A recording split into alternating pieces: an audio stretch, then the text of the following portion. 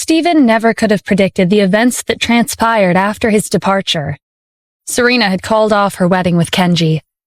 The once high-profile wedding had concluded without the bride and groom exchanging wedding vows.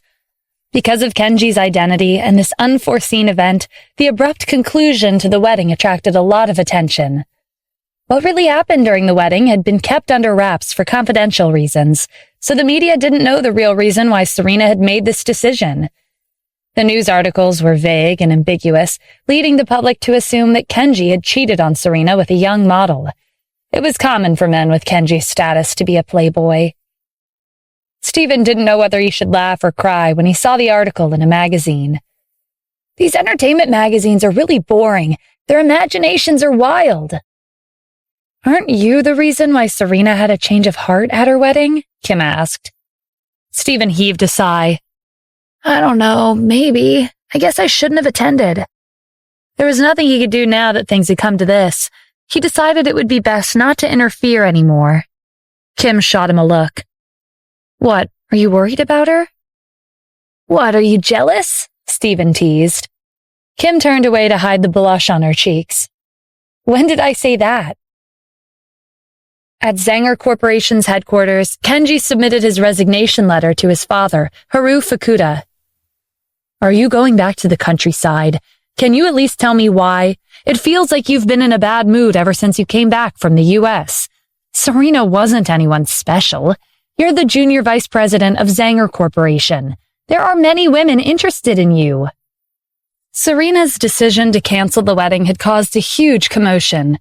Because Kenji was involved, the news spread to Japan. But Haru didn't really care. He'd never thought much about Serena's family, and he didn't think the wedding was that important. I'm not resigning because of Serena. I just think I'm inexperienced, so I should go back to the countryside for more training. That's not a bad idea, but our company is rapidly developing. If you leave now, the upper management might not accept you when you return. I understand, but it's not a good idea to go against the Wyvern Group.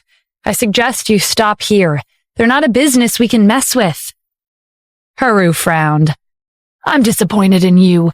You went all the way to the U.S. for a wedding that never happened, and you let that get to you. Our company is much bigger than the Wyvern Group. You're underestimating us. Looks like your trip to the U.S. has set you back. I really mean what I said. Please believe me, Kenji said.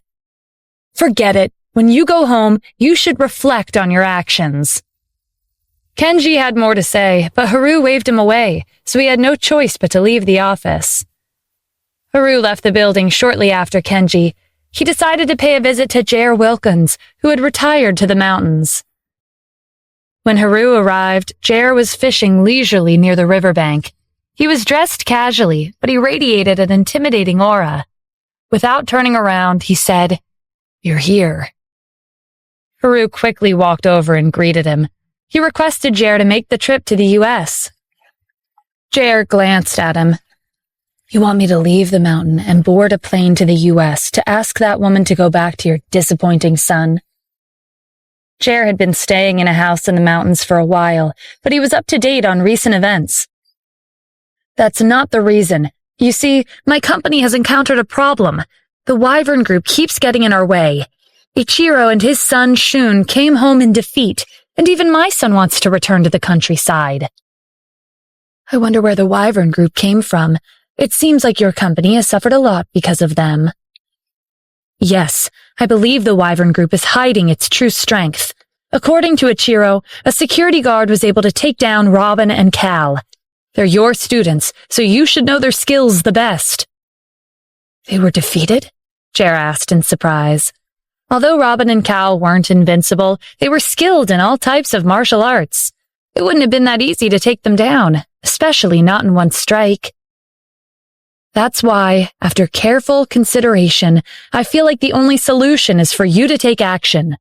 Please help us and make a trip to the U.S. Fear flickered in J.R.'s eyes. There was an existence in the U.S. that he was afraid of. Haru noticed his hesitation. I know what you're worried about, but after that battle 6 years ago, that person has long since retired and hasn't participated in the country's affairs ever since. We were only going to the U.S. to deal with the Wyvern Group. Why would that person pay attention to you?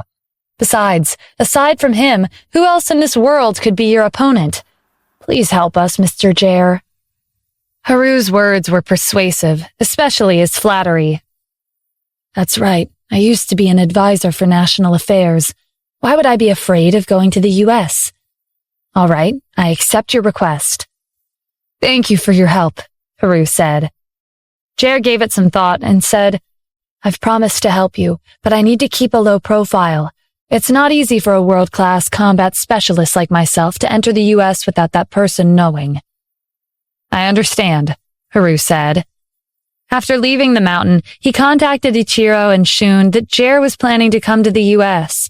When they heard that Jare would be taking action, Haru's instructions to keep this a secret were shoved to the back of their minds. Jare was true to his word and kept a low profile. Instead of boarding a private plane, he transformed into an ordinary citizen and took an international economy class flight to Santa Ana. When Jare walked out of the airport, he saw Ichiro and Shun bringing hundreds of people to welcome him. They even called out to him and shouted his name. It was like they were afraid that people wouldn't notice his arrival. Jare paled when he looked around and found the crowds of people staring at him. He cursed Ichiro and Shun in his head, but he couldn't let his fear of that person show. "There's no need to be so extravagant. This isn't Japan or my country. I'm here to take care of important matters. I don't have time to waste on these trivialities." Ichiro hurriedly apologized. "It won't happen again. I thought giving you a grand welcome would strengthen the morale of our company and force the Wyvern Group to back down."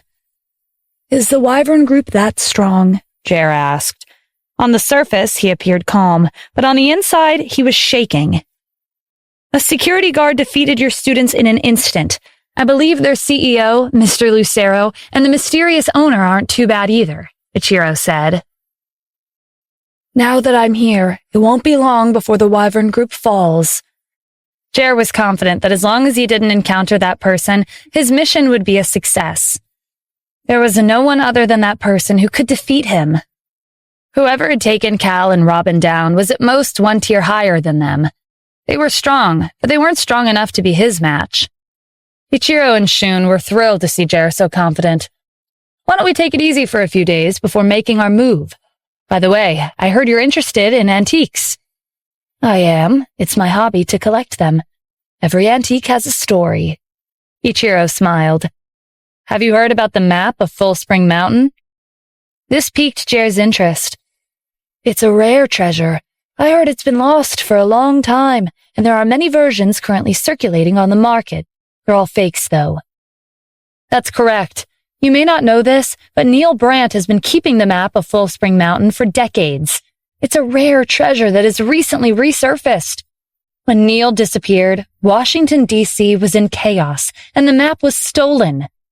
In a few days, those thieves will be holding an auction for the map," Ichiro explained. "It's my dream to have the map of Full Spring Mountain in my hands," Jare said. "You don't have to worry. We'll do our best to get the map. We've already made arrangements. When the auction begins, we'll be the only ones making a bid. Once we obtain the map, it'll be our gift to you, Mr. Jare." Jare nodded approvingly. "It seems like my trip to the U.S. will be fruitful." At around the same time, Jare arrived in Santa Ana. Benedict came looking for Stephen. Stephen was surprised by his visit. "Mr. Adams, I'm here because I have something to ask of you." "What is it?" "The situation is like this. I used to have an antique in my house called the Map of Full Spring Mountain. It was the real deal. A few years ago, I gave it to Neil to win his favor. After he disappeared, the map was nowhere to be found. But recently, there's been news of an auction, and the prize is the map. As a unique antique, whether it was from an economic point of view or an archaeological point of view, the map of Full Spring Mountain was similar to a national treasure." Benedict couldn't help but sigh. "I've had it for a long time, and I've always thought of it as a family heirloom. After Neil disappeared, I thought I could have it back, but I didn't expect someone to steal it." "So you're here because you want me to take it back?" Stephen asked. "Yes. I don't think I have enough influence or the means to win the auction, so I'd like to ask for your help. The map of Full Spring Mountain is a national treasure. We can't let just anyone take possession of it. All right, you're not wrong. It wouldn't be good for us if the map fell into the wrong hands. Thank you, Mr. Adams. You don't have to thank me. I'm doing this for the sake of the country. After Benedict left, Stephen went to Kim's office at Tanith Corporation. After Selena called off her wedding, the storm known as the wedding of the century became the next hot topic. The media relentlessly hyped it up. At this time, Kim was reading one of the follow-up articles about Serena's wedding. Stephen walked in and closed the door behind him. Are you still paying attention to that? Yeah, I just feel bad for Serena. That was supposed to be the happiest day of her life. I didn't expect her wedding to turn out like this. It would have been the wedding of the century. The truth is, she's not all that pitiful. She agreed to marry Kenji Fukuda because of his wealth and status. She didn't have feelings for him. If Kenji wasn't a junior vice president of a well-known company, do you think she would have wanted to marry him? That's true, Kim said. Serena did call off her wedding, but it might have been the fresh start she needed. It's annoying how the media sticks to people's weaknesses and publicizes them however they want. Kim closed the article on her phone. That's how the media works. It's good that you're used to it, though. Stephen made a mental note to ask Jack to do something about the media so that Serena could return to a peaceful life. By the way, it sounds like you're envious of this wedding of the century. Kim smiled. Does it seem that way? There are couples getting married every day, and how many of them can be called the wedding of the century? You're right, Kim. Do you still remember what I told you a while ago? That I would hold an extravagant wedding for you? Yeah, I remember. I'll give you a grand wedding and make you the most dazzling bride in the world. Our wedding will be known as the wedding of the century. Stephen had already decided that during the wedding, Kim would be marrying him as the commander-in-chief, or maybe even the Grand Palace Master. Okay, I believe you, Kim said. She thought it was kind of unrealistic, but it didn't hurt to encourage him. It would be impossible for Stephen to hold such a grand wedding for her. A wedding of the century would cost at least $10 billion. Even Serena's family couldn't afford a wedding ceremony of that scale. Serena's wedding shouldn't have been a thing of the past a while ago. We don't need to pay attention to it anymore, Stephen said. He recalled Benedict's request, and a thought struck him. Kim, you've been busy with work for the past few weeks. Why don't we go on a vacation? I'll bring you somewhere to relax. Now that Stephen was mentioning it, Kim did feel a little tired. With the support of the Wyvern Group, Tanith Corporation's business had expanded at a rapid pace. Besides that, there had been many people like Jake, Michelle, Gavin, and others trying to bring down the company. Not to mention, there was an issue with Neil. Going on a vacation and taking a breather was a good idea. After making preparations, Stephen drove Kim to the auction house. The map of Full Spring Mountain would be auctioned off today. Kim was confused when she scanned their surroundings. Weren't we going somewhere to relax? Why are we at an auction? Stephen flashed a mysterious grin.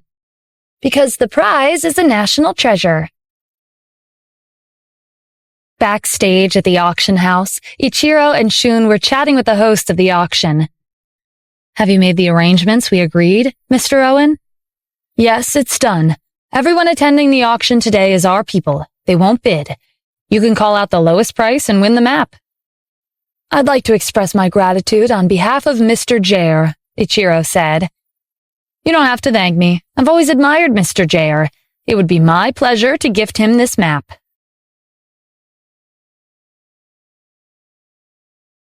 Stephen led Kim into the auction hall and found 2 seats at the back. Most of the seats were taken because the prize was a national treasure. Soon, the auction began. Owen, the host of the auction, walked up to the podium and displayed the map of Full Spring Mountain. Ladies and gentlemen, this is the map of Full Spring Mountain. It's a treasure unique to our country. There have been many maps circulating on the market, but they're all fakes. The map in my hands is the real deal. There's no need to doubt its authenticity because the previous owner was Mr. Neil Brandt. I'm sure everyone is aware of his passion for antiques. As soon as Owen finished, the crowd gave him a round of applause. Everyone here will have a chance to obtain this map for themselves. If you have the means, the map of Full Spring Mountain can be yours." Another wave of applause followed. Owen smiled as he pushed the atmosphere to the peak. "Now, I hereby announce the official start of the auction. The starting price for the map of Full Spring Mountain is 10 million. Call out your bids." Not even 1 second later, someone called out 11 million. It was Ichiro and Shun. Stephen didn't follow up with his own bid right away. He knew that a national treasure like the map of Full Spring Mountain would definitely be popular. To his surprise, not a single person in the crowded hall made a bid. Owen scanned the crowd, seemingly satisfied. 11 million going once, 11 million going twice. If no one bids, the map of Full Spring Mountain will go to Mr. Ichiro Watanabe from Zanger Corporation. Hearing the familiar name, Stephen realized that Zanger Corporation had pulled some strings. He raised his card and said, 30 million. The smile on Owen's face froze. He didn't expect someone to increase the price. Who would be so daring as to go up against Zanger Corporation? Ichiro frowned. Owen said that he made arrangements. Why is someone bidding? Shun looked over his shoulder in the direction of the person who called out a bid. His eyes widened in recognition. It's Stephen Adams, the security guard from the Wyvern Group. Ichiro cursed. How did he get in? I don't know. Owen was in a difficult position, but since someone else had bid, he had to follow up. He forced a smile. 30 million going once? 30 million going twice? Is there anyone else? If not, the map of Full Spring Mountain will be sold for 30 million. Ichiro gritted his teeth. 31 million. They'd agreed on a price of 11 million, but somehow the price had jumped to 30 million because of Stephen. Who would have thought that a huge company like Zanger Corporation would be so stingy? This is a national treasure. There's only one of its kind. Your price is a disgrace. I bid 100 million. The crowd started talking all at once. Should we go higher? Shun asked. Don't be stupid. Buying the map of Full Spring Mountain for 100 million is beyond our budget. It wouldn't be worth it. But if we let Stephen take the map, how are we going to explain this to Mr. Jair? Relax, I have a plan. Owen glanced at Ichiro and Shun, waiting to see if they would call out another bid. They didn't do anything. They sat with their arms crossed, looking as if this was none of their business. Then he received a text message. Owen smiled after looking it over. Does anyone want to go higher than 100 million? The hall fell silent. 100 million going once, 100 million going twice, 100 million going 3 times. Owen slammed the hammer on the podium. Congratulations to the gentleman who bid 100 million.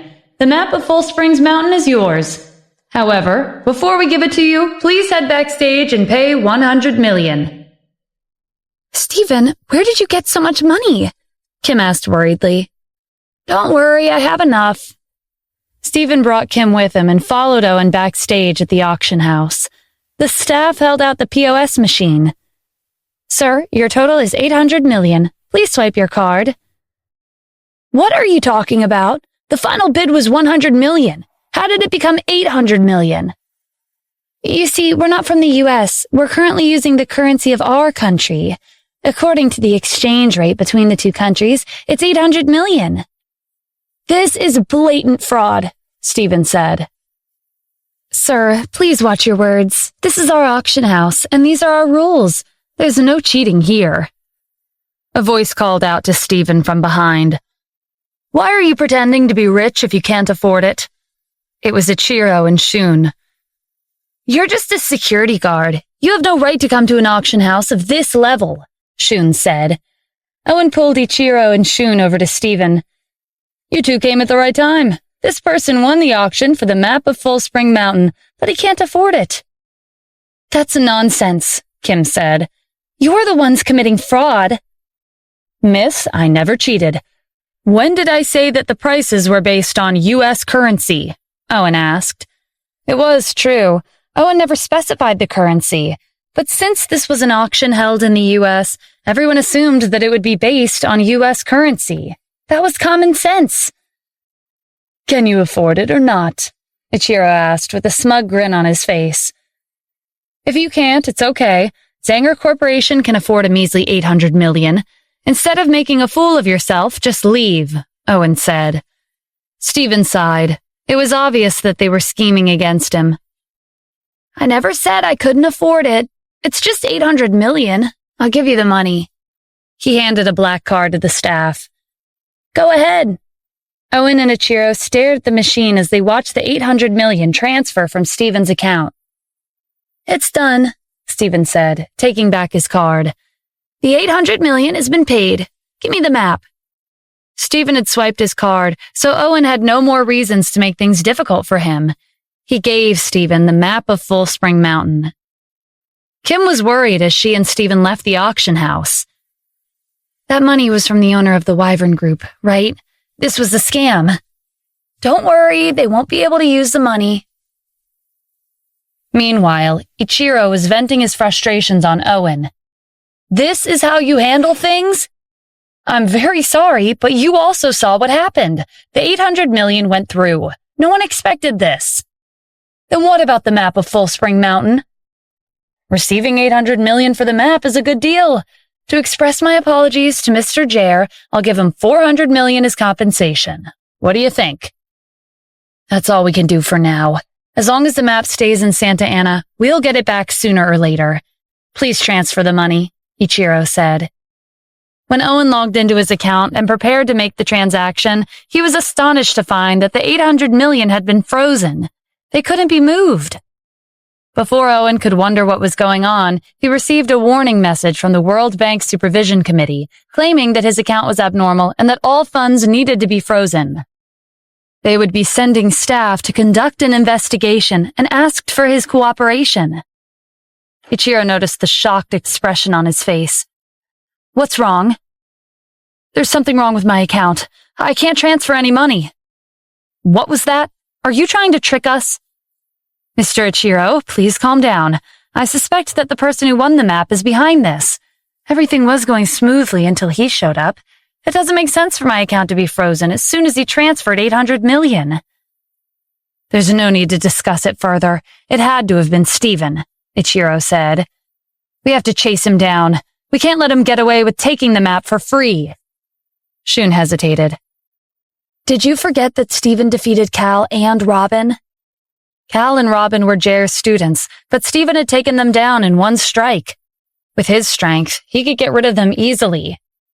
There's no way around it. Our only option is to ask Mr. Jare to take care of this personally. It might make us seem incompetent, but he values the map. He won't let someone else take it. To someone like him, Stephen is nothing. I'll contact him now. Jare ended his break after receiving Ichiro and Shun's report. He headed out to meet up with them. Shortly afterwards, they caught up to Stephen on his way back to the city. As Stephen drove onto the main road, he spotted a Toyota parked at the intersection ahead. It was blocking his path. Ichiro and Shun were standing in front of the car. Clearly, they had been waiting for a long time. Kim looked concerned when she saw them. Stephen reassured her. I'll take care of them. He got out of the car and strode over. Stephen, if you know what's good for you, hand over the map, Ichiro said. With Jare in the car, there was nothing to be afraid of. Stephen glanced at the car behind him. The windows were tinted. Is it just you two?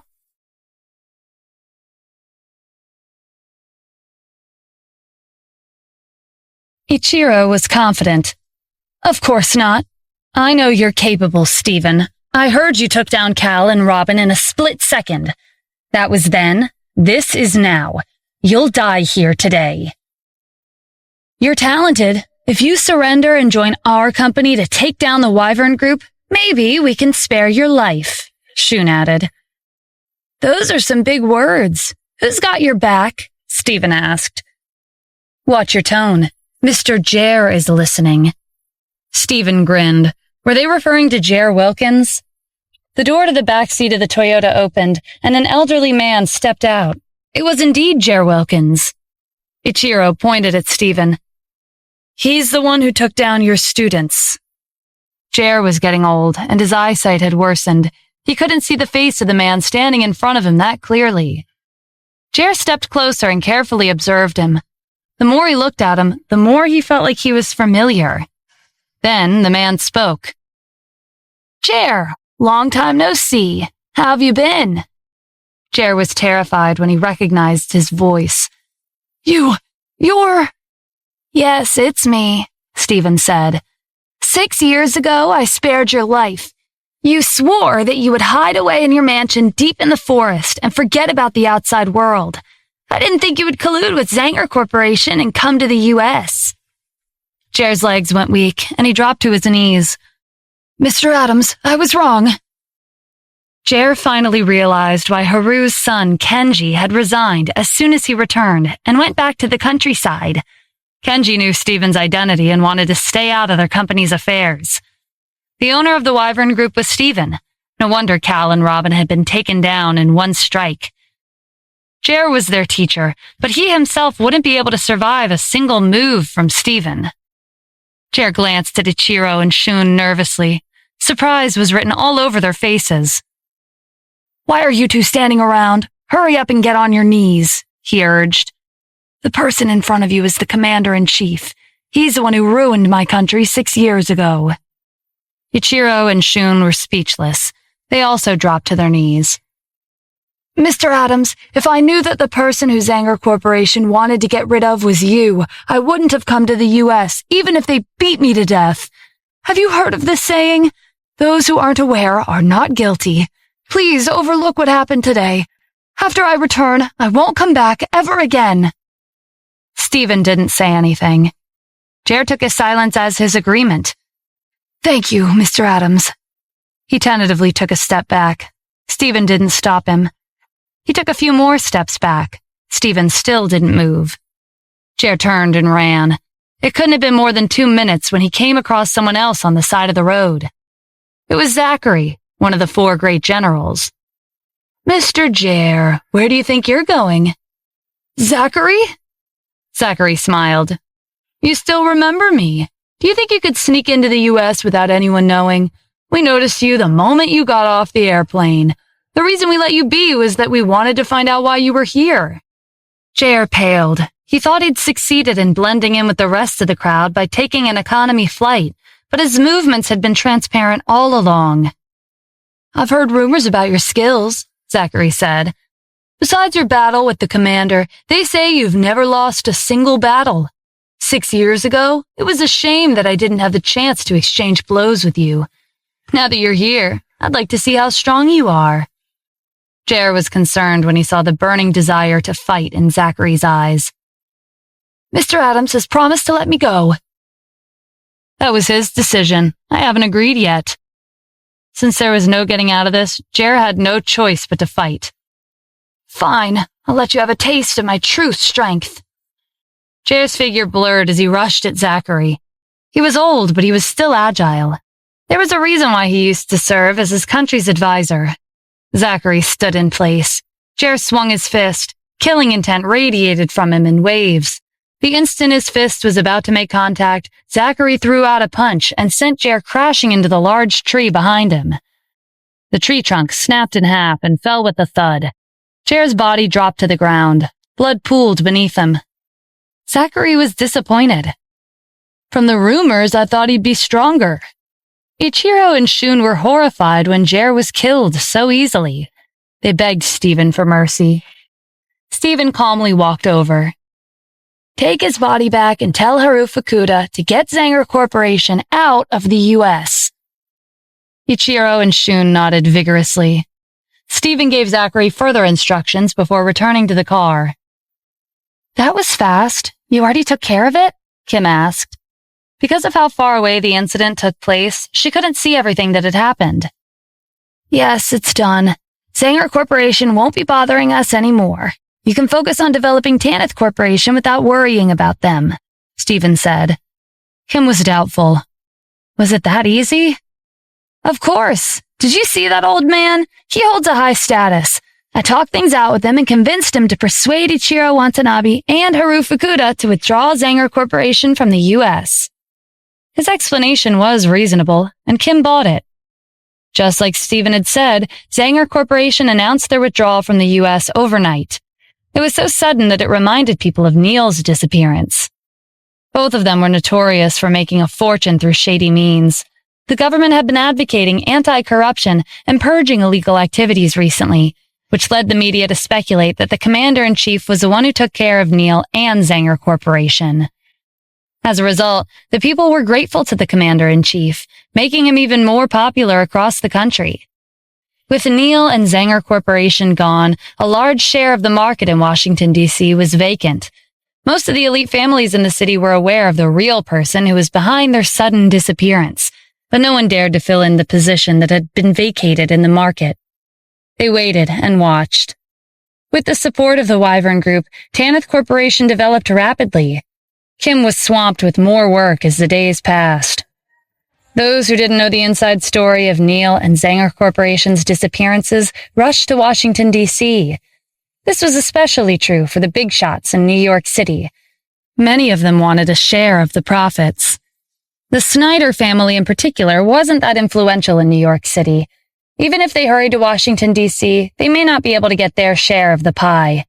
Only the best of the best could take over the empty market. But that didn't mean they would sit back and watch. They planned to start small with Los Angeles and Santa Ana, leaving Washington, D.C. for last. The influx of organizations and influential figures from other states gave the local government in Washington, D.C. a headache. In the end, they decided to call Stephen and invite him to Washington, D.C. to discuss countermeasures. Previously, Neil and Zanger Corporation's influence was so established that outsiders from other states couldn't get involved. Washington, D.C. remained under their control for a long time. Although it was corrupt and the people suffered, they were safe. As the two giants fell one after another, this protection could no longer be maintained. Stephen was the cause of this chaotic situation, so he agreed to the government's request. While he was preparing to leave, Vanessa came to Riverview Villa. She was Amy's classmate and her best friend. Vanessa was so anxious that her words were jumbled and her voice was shaky. Calm down, Vanessa. Take a deep breath and talk slowly. No matter what happens, I'll have a solution. Vanessa breathed a sigh of relief. I knew you were reliable. She wasn't aware of Stephen's real identity, but she did know that he wasn't ordinary. He could turn the tide with a wave of his hand. What happened? Elliot Snyder came to Los Angeles from New York City. Amy's family wants to marry her off to him. Isn't that a good thing? I've heard of the Snyder family. They're wealthy. Isn't this an opportunity for her to marry someone rich like she's always dreamed about? Vanessa frowned. Amy is your sister-in-law. Are you just going to let this happen? What does that have to do with anything? Vanessa rolled her eyes. Amy's never even seen Elliot before. She doesn't want to marry him. What if he turns out to be some kind of violent guy? Are you okay with her marrying someone like that? Stephen had assumed that Amy would be thrilled with the chance to marry into a rich family. It seemed like that wasn't the case. If Amy doesn't want to, then no one can force her. Your wife's family in Los Angeles is already forcing her. You guys haven't heard about it because they're hiding it from you. Amy asked me to come to Santa Ana and ask her family for help. The first person I thought of was you. Okay, don't worry, I'll take care of it. Where's Amy now? Is the family keeping her under house arrest? No, she's hiding from them, but they're searching everywhere for her. It's only a matter of time before they find her. The head of the Snyder family used to be Helen's boss, so she's giving in to his demands. You have to go to Los Angeles as soon as possible. Stephen thought it was over. All right, I'll go to Los Angeles. But before that, I have something important to do. I'm going to Washington, D.C. Vanessa's eyes shone with excitement. Take me with you. No, I'm not going there for fun. It's for work. It doesn't matter. You can just bring me along and take care of your own work. I have relatives in Washington, D.C. A few days ago, they asked me to visit them, so this works out.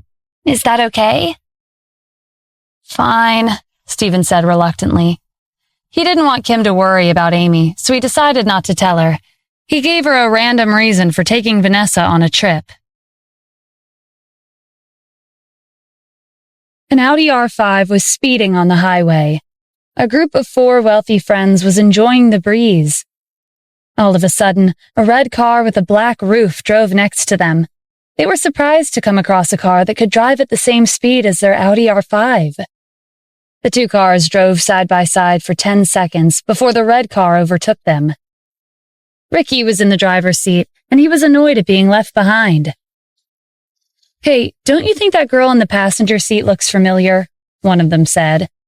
The other 3 tried to recall. "I know who she is. Her name's Vanessa. She's a student at Los Angeles University. She's Amy's best friend. Amy's that girl who's going to marry Elliot soon." Whether it's Amy or Vanessa, Elliot will probably want both of them. But it looks like Vanessa's with some other guy. Shouldn't we do something about this? Ricky stepped on the accelerator and headed straight for Vanessa's car. While Stephen was driving, he noticed something unusual in the rear-view mirror. When the Audi R5 caught up to them, the rowdy group made provocative and obscene gestures. Stephen scoffed and sped up. Ricky was annoyed when they were left behind again. He stepped on the accelerator. Stephen noticed that the Audi R5 was about to catch up. There was an intersection up ahead. "Vanessa, sit tight." Stephen sped up and drifted sideways in front of the Audi R5. He made a turn at the same time Ricky turned the steering wheel and slammed on the brakes. "Does he want to die?" Ricky cursed. His friends in the car were just as startled. After all, who wasn't afraid of death? While Ricky was trying to regain control of his car, Stephen drove smoothly past the intersection and got off the highway.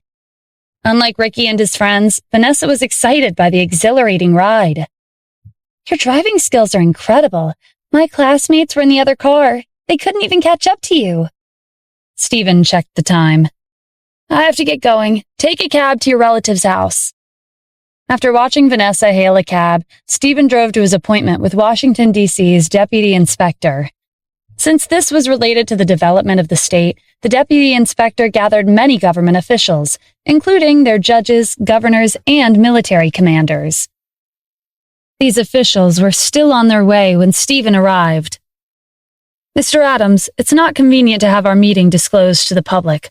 I've booked a private room for us and the other officials. We'll be meeting them at the entrance of Maroon Restaurant at 6 o'clock in the evening. What do you think?" "You're the deputy inspector. I'll leave it to you," Stephen said. At this time, Ricky and his 3 friends were meeting Elliot in the city. They were influential and held high positions, but they couldn't compare to Elliot, who was a member of the wealthy Snyder family in New York City. They all considered Elliot to be their leader. "We've planned everything for today's event at Maroon Restaurant." "I've heard of that place," Elliot said. "You may not know this, but its services are high quality. They maintain a low profile, so anything that happens within its doors will be kept a secret. More importantly, the girls who work there are beautiful," Ricky explained. Elliot perked up. "Is that so? I guess I'll have to go see for myself." At 6 o'clock, Ricky drove Elliot and his friends to Maroon Restaurant. When they got out of the car, they happened to see Stephen, who had just arrived with the deputy inspector. Ricky recognized him with one glance. "Elliot, it's him." Elliot looked in the direction he was pointing. "Do I know him?" "No, but we ran into him on the highway. He was with Amy's best friend, Vanessa. We almost died trying to race with him." Although Elliot would soon be marrying Amy, he'd always been interested in Vanessa. He never saw his marriage as an issue. After he and Amy were married, he could still get together with Vanessa in secret. Elliot wasn't pleased when Ricky told him that Vanessa was with another man. Moreover, they'd almost died because of him. He was the leader of their group, so he had to stand up for them. And so, Elliot blocked Stephen's way. "Are you the person who raced with them on the highway?" Stephen glanced at Ricky and his 3 friends. They looked familiar. The events from earlier this afternoon came rushing back. They were the 4 people in the Audi R5 on the highway. They tried to compete with him. "Is there a problem?" Stephen asked. "You almost got me and my friends killed. Don't you feel guilty at all?" Ricky demanded. "You're the ones who provoked me." Elliot stopped Ricky before he could continue arguing. "There's no point in reasoning with him. I'll give you a chance. Apologize and we'll let it go." The deputy inspector reprimanded them when he heard them demanding that Stephen apologize. "Do you know who he is? He's—" Stephen interrupted them. "There's no need to argue with kids."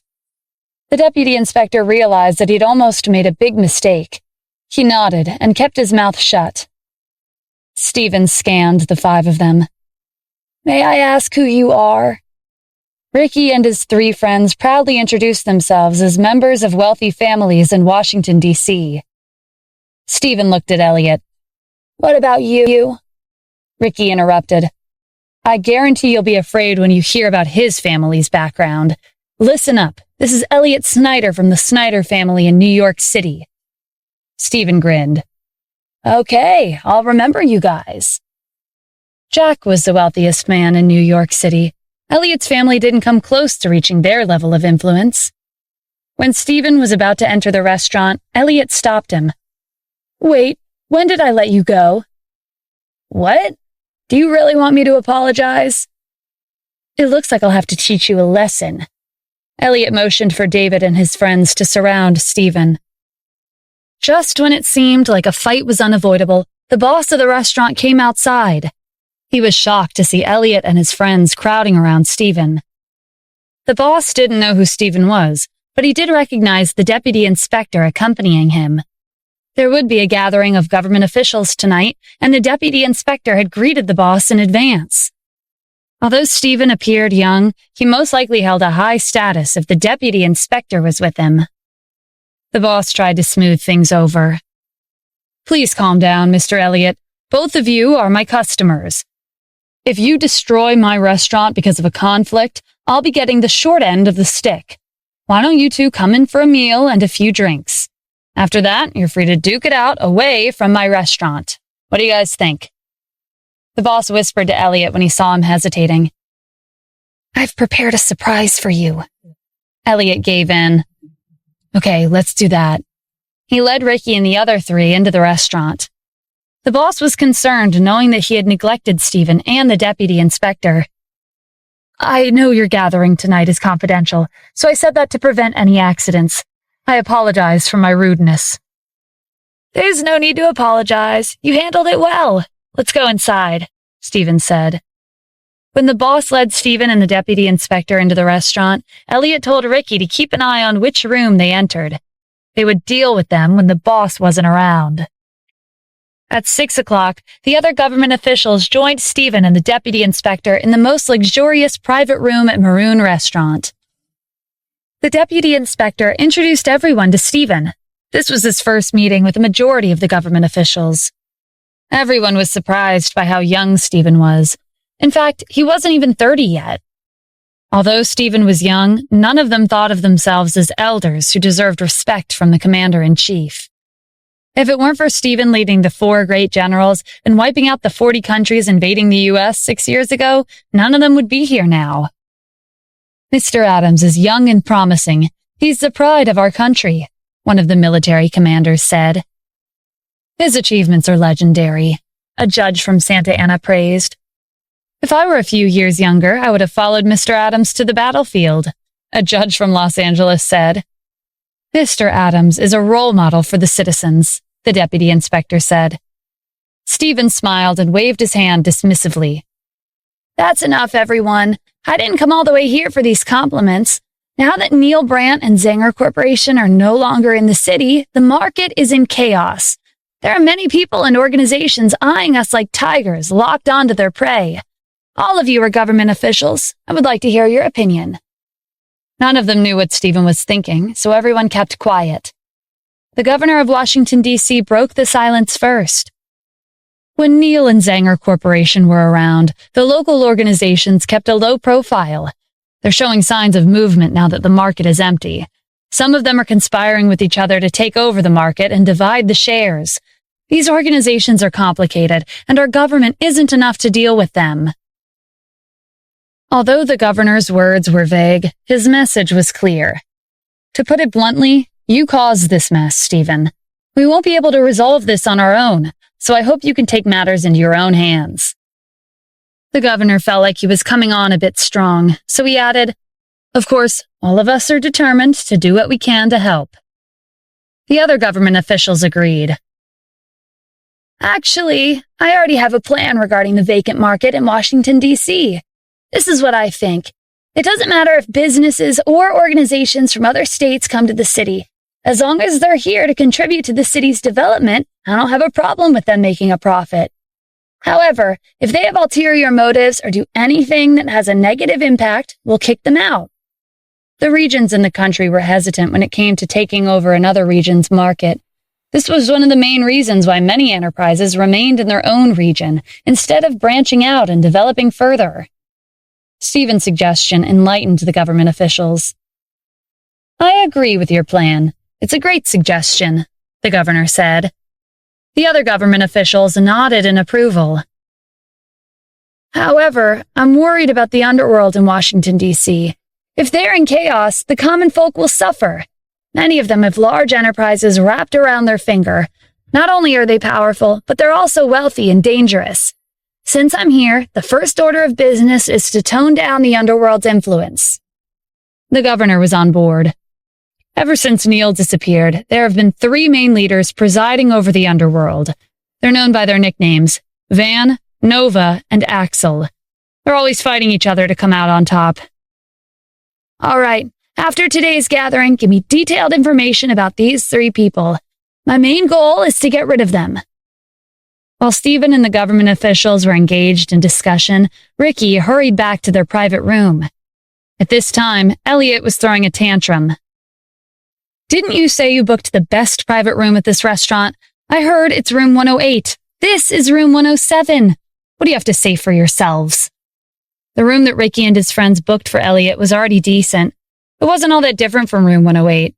They'd originally planned to book room 108, but the boss of the restaurant had told them that it had already been reserved by someone important. Ricky and his friends had no choice but to settle for this room. They didn't think Elliot would get so angry. Calm down, Elliot. I just saw Vanessa's friend enter room 108. Elliot glared at him. We deserve that room. Are you all right with him staying there? No, Ricky and his friends answered. If not, then follow me. We'll make him give up that room. Elliot left the room and went straight for room 108. Ricky and his friends quickly trailed after him. Stephen and the government officials were interrupted when the door slammed open. Elliot and his friends stood at the doorway. What are you doing? The deputy inspector demanded. This is room 108. It should be ours, Elliot said. The government officials stared at him in disbelief. Who do you think you are? One of the military commanders said. I've lived for many years, but I've never seen a kid as arrogant as you. I'm a member of the Snyder family. It should be considered an honor to make room for me. None of us will be moving an inch. Elliot turned to Ricky. Call the boss over. It doesn't matter what he says. This time, we won't let them go so easily. Ricky left and returned with the boss of the restaurant. The boss was horrified to find out that Elliot had offended the government officials for a second time. He was even telling them to give up room 108. The boss tried to compromise. Mr. Elliot, how about you stay in room 107, and I'll pay for all your expenses tonight? Elliot glanced at Ricky. Ricky got the hint and pushed the boss aside. Elliot is from a wealthy family in New York City. Do you think he needs your money? He's a VIP customer, but you didn't save the best room for him. Doesn't that mean you're looking down on him? The governor frowned when he saw the boss of the restaurant getting pushed around. You should treat others with more respect. Stephen had asked Elliot and his friends who they were before coming into the restaurant. He introduced them to the rest of the government officials. So, they're relying on their family background to do whatever they want. Do you know who I am? The governor said. Who are you supposed to be? Ricky asked. He didn't think anyone could match up to someone like Elliot. All right, listen carefully. I'm the governor of Washington, D.C.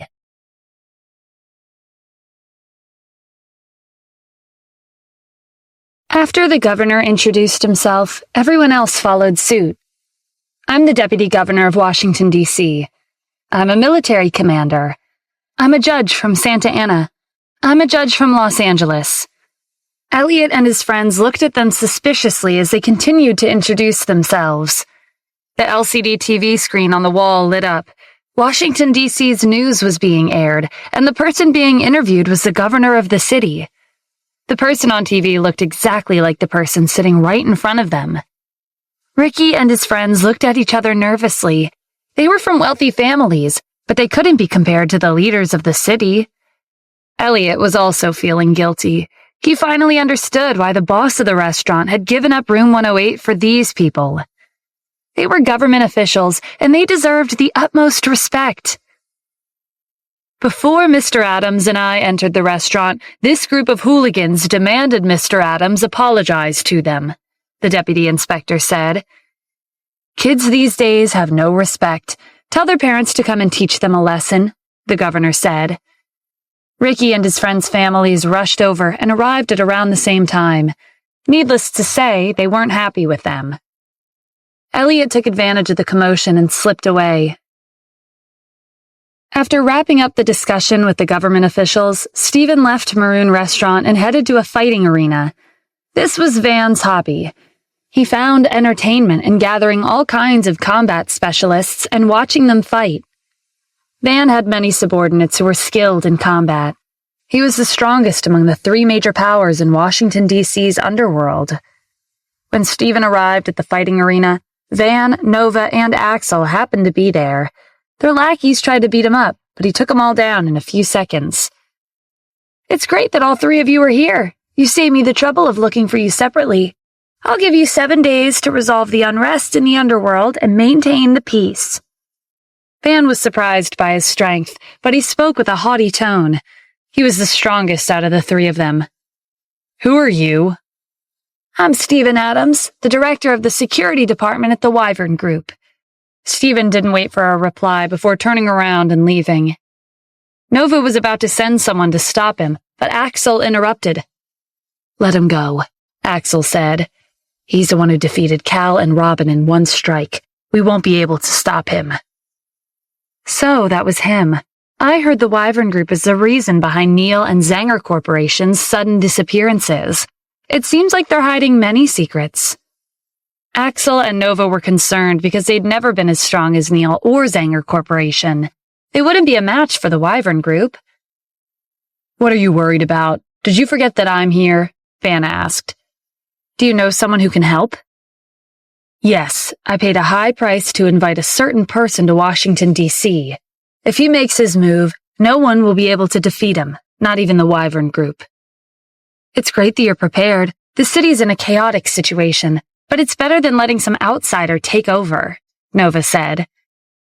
While Van, Nova, and Axel were cooking up a plan to take down the Wyvern Group, Stephen had turned his attention to the Cassidy family. He was already on a plane to Los Angeles with Vanessa. After many days of searching, the Cassidy family found Amy and brought her back to their villa. To prevent her from escaping, they placed her under house arrest. She also wasn't allowed to attend classes at Los Angeles University. To the Cassidy family, having Amy marry into the Snyder family in New York City was more important than anything else. Today, Amy tried to escape through the window again, but she was caught. Why do you want to marry me to Elliot anyway? I don't like him. Watch what you say. Don't you know who he is? If it weren't for the Snyder family's support, we wouldn't have gotten to where we are today. You should be happy about this opportunity, Helen said. But I don't have feelings for him. Amy, just accept your fate, Rebecca advised. It's not easy to meet someone like him. If you marry him, your status will rise. Then why don't you marry him? Amy retorted. Rebecca sighed. I want to, but Elliot likes you, not me. Even Harry tried to persuade her. If you marry him, we'll have his family's support. No one will be able to look down on us. Amy felt powerless when everyone in the Cassidy family tried to persuade her. Natalie and Kim were in Santa Ana, so they didn't know what was going on in Los Angeles. She'd left her phone behind in her dorm in a rush to hide, so she couldn't contact them herself. Amy could only count on Vanessa. If she managed to deliver the message, Natalie and Kim would definitely come to Santa Ana and help her. A voice from the entrance caught their attention. "No, you can't force Amy to marry someone that she doesn't have feelings for." Amy was relieved to see that it was Vanessa. "Miss Vanessa, this is a family affair. You're an outsider, and you don't have a right to get involved," Harry said. Vanessa's family was wealthy, and their status was higher than the Cassidy family.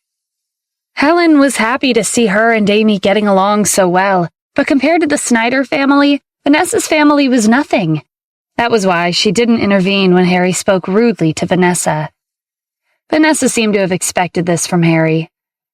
"You're right, I am an outsider, so I shouldn't get involved. But what about the person behind me?" Stephen walked in. His appearance startled everyone from the Cassidy family because they were hiding this from Kim and Natalie. They planned to get Amy and Elliot married before telling them. At that time, it wouldn't make a difference whether they objected or not. Amy and Elliot would already be married, so they could only accept it. If Stephen was here, did that mean Kim and Natalie already knew about this? Even Helen was nervous. Their plan to climb up the ladder and rise up the ranks could be ruined before they even started. "Grandma, don't worry. Kim and her mother might not be aware of this. Stephen's the only one here," Harry said in a low voice. "That's true. We just need to deal with Stephen." Amy didn't have much hope when she saw that Vanessa had brought Stephen to Los Angeles, but not Kim or Natalie.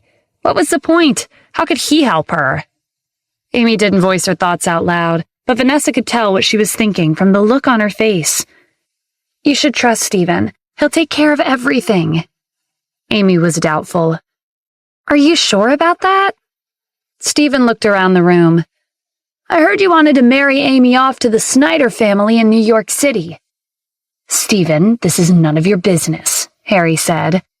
"This is what the family agreed on. No one can change our minds." "Is that true?" Stephen asked Helen. "Yes, it is." Stephen scoffed. "What a joke! You wanted to marry Amy off without telling her parents?" "Amy's parents aren't in Los Angeles. As the head of the Cassidy family, I have the right to make the decision. This marriage will benefit our family." "Do you know what year it is? Arranged marriages aren't the trend anymore. Amy, do you want to marry into the Snyder family? If you want to, then I'll stay out of it. If you don't, then no one can force you." Amy's impression of Stephen had never been that great, but he was speaking up for her. He was getting angry at the Cassidy family for her sake. For once, he seemed like a dependable brother-in-law. "I don't want this marriage," Amy said decisively. Stephen smiled. "You all heard her answer. Amy doesn't want to. In case you don't understand what I'm trying to say, let me put it this way. Whoever tries to force Amy to do something she doesn't want will have to get through me first." Helen glared at him. "You wouldn't dare." "Why wouldn't I? I'm taking Amy out of here whether you like it or not. I'd like to see who's going to stop me." Stephen held Amy's wrist and led her outside. Vanessa followed them. The Cassidy family watched them go. No one chased after them. Stephen was a good-for-nothing husband, but his punches and kicks contained a lot of strength.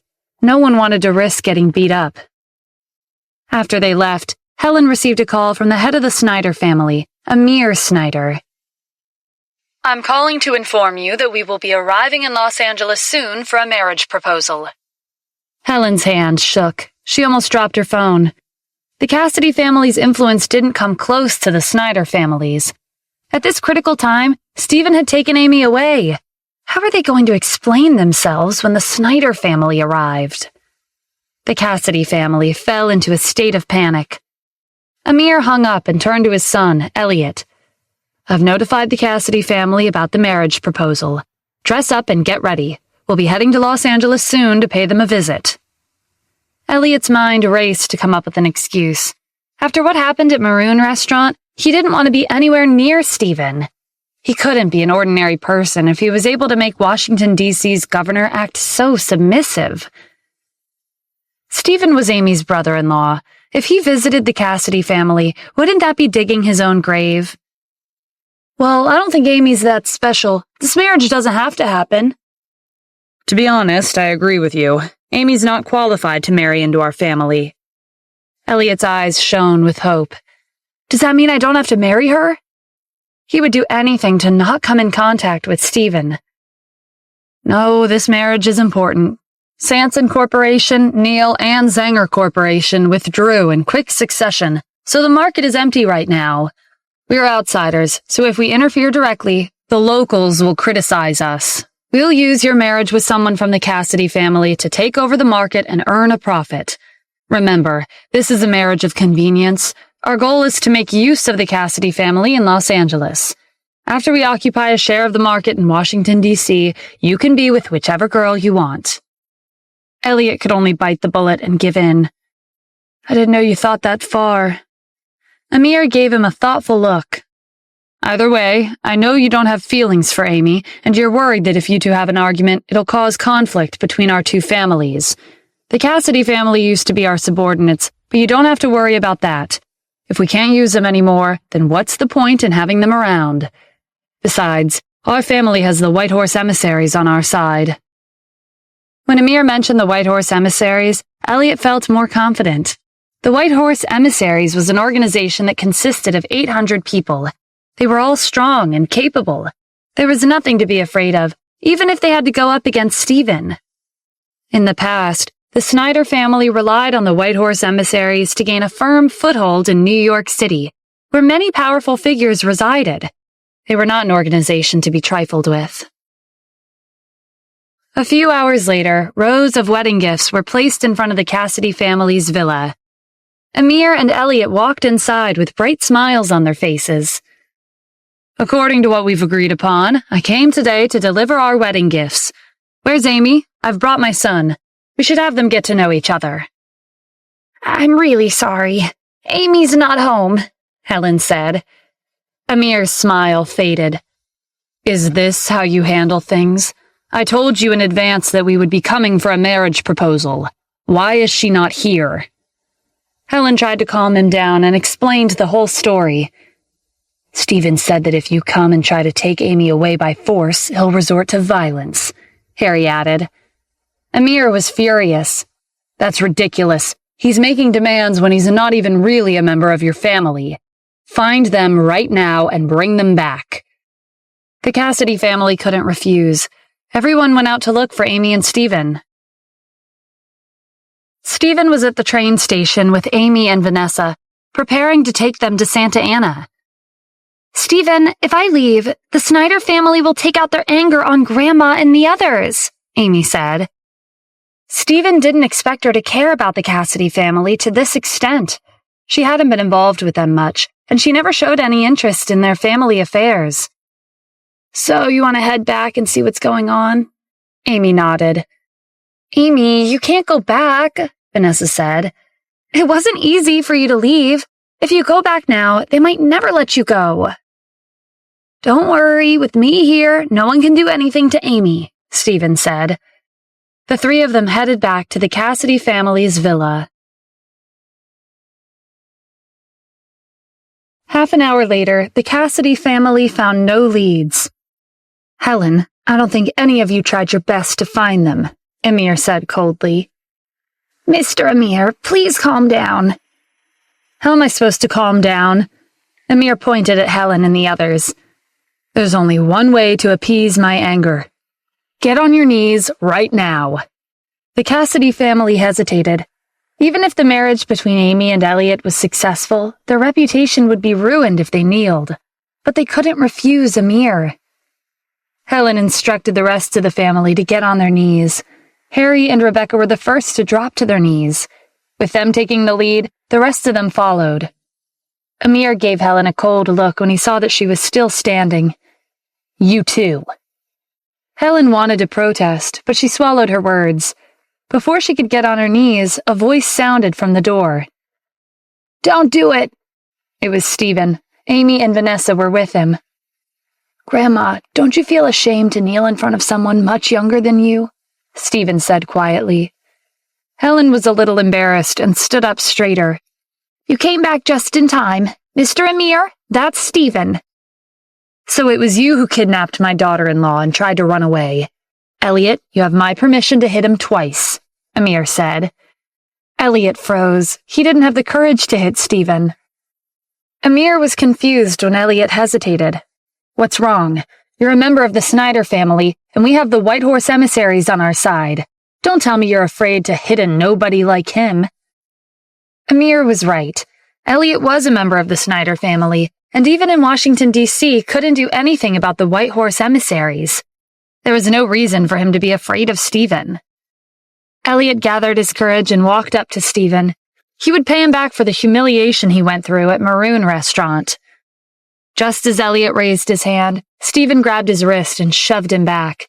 He lost his balance and fell. Elliot and the Cassidy family were rendered speechless. Amir was even more shocked. He hadn't expected Stephen to be so daring. Amir motioned to the elderly man standing behind him. He was Amir's subordinate. On the outside, he had an ordinary appearance, no different from an elderly man with a hunched back. However, he was skilled with various kinds of hidden weapons. It was because of his existence that no one had tried to take down the Snyder family and replace them, even though they were ranked last among the elite families in New York City. It was easy to dodge a spear, but it was difficult to defend against an arrow in the dark. In addition, the White Horse emissaries were the Snyder family's supporters. Their strength was unmatched. "Get rid of him," Amir said. His subordinate nodded, but he'd made his move before he even acknowledged Amir's order. 5 darts were heading straight for Stephen. They were so fast that no one could see them clearly. In that next instant, Amir's subordinate was on the ground. He'd suffered the backlash of his 5 darts. Stephen was standing in the same place without a single scratch on him. Amir's subordinates couldn't figure out how Stephen had defended himself and sent the 5 darts in his direction instead. Amir no longer had the desire to fight and urged Elliot to leave. Before hurrying out the door, Amir turned around and gave them a warning. "The White Horse emissaries will be paying you a visit soon." The Cassidy family fell into a state of panic for the second time that day. "It's over. Our family is finished. No one can defeat them," Harry said. Rebecca pointed at Stephen. "This is all your fault. Why did you lash out at Elliot? Our family has to deal with the consequences because of your stupid actions."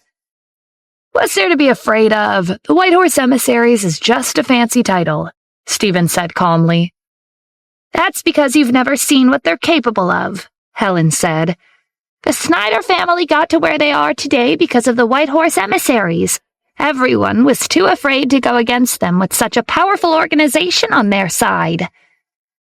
"That does sound impressive, but it'll be okay. I'll take care of it."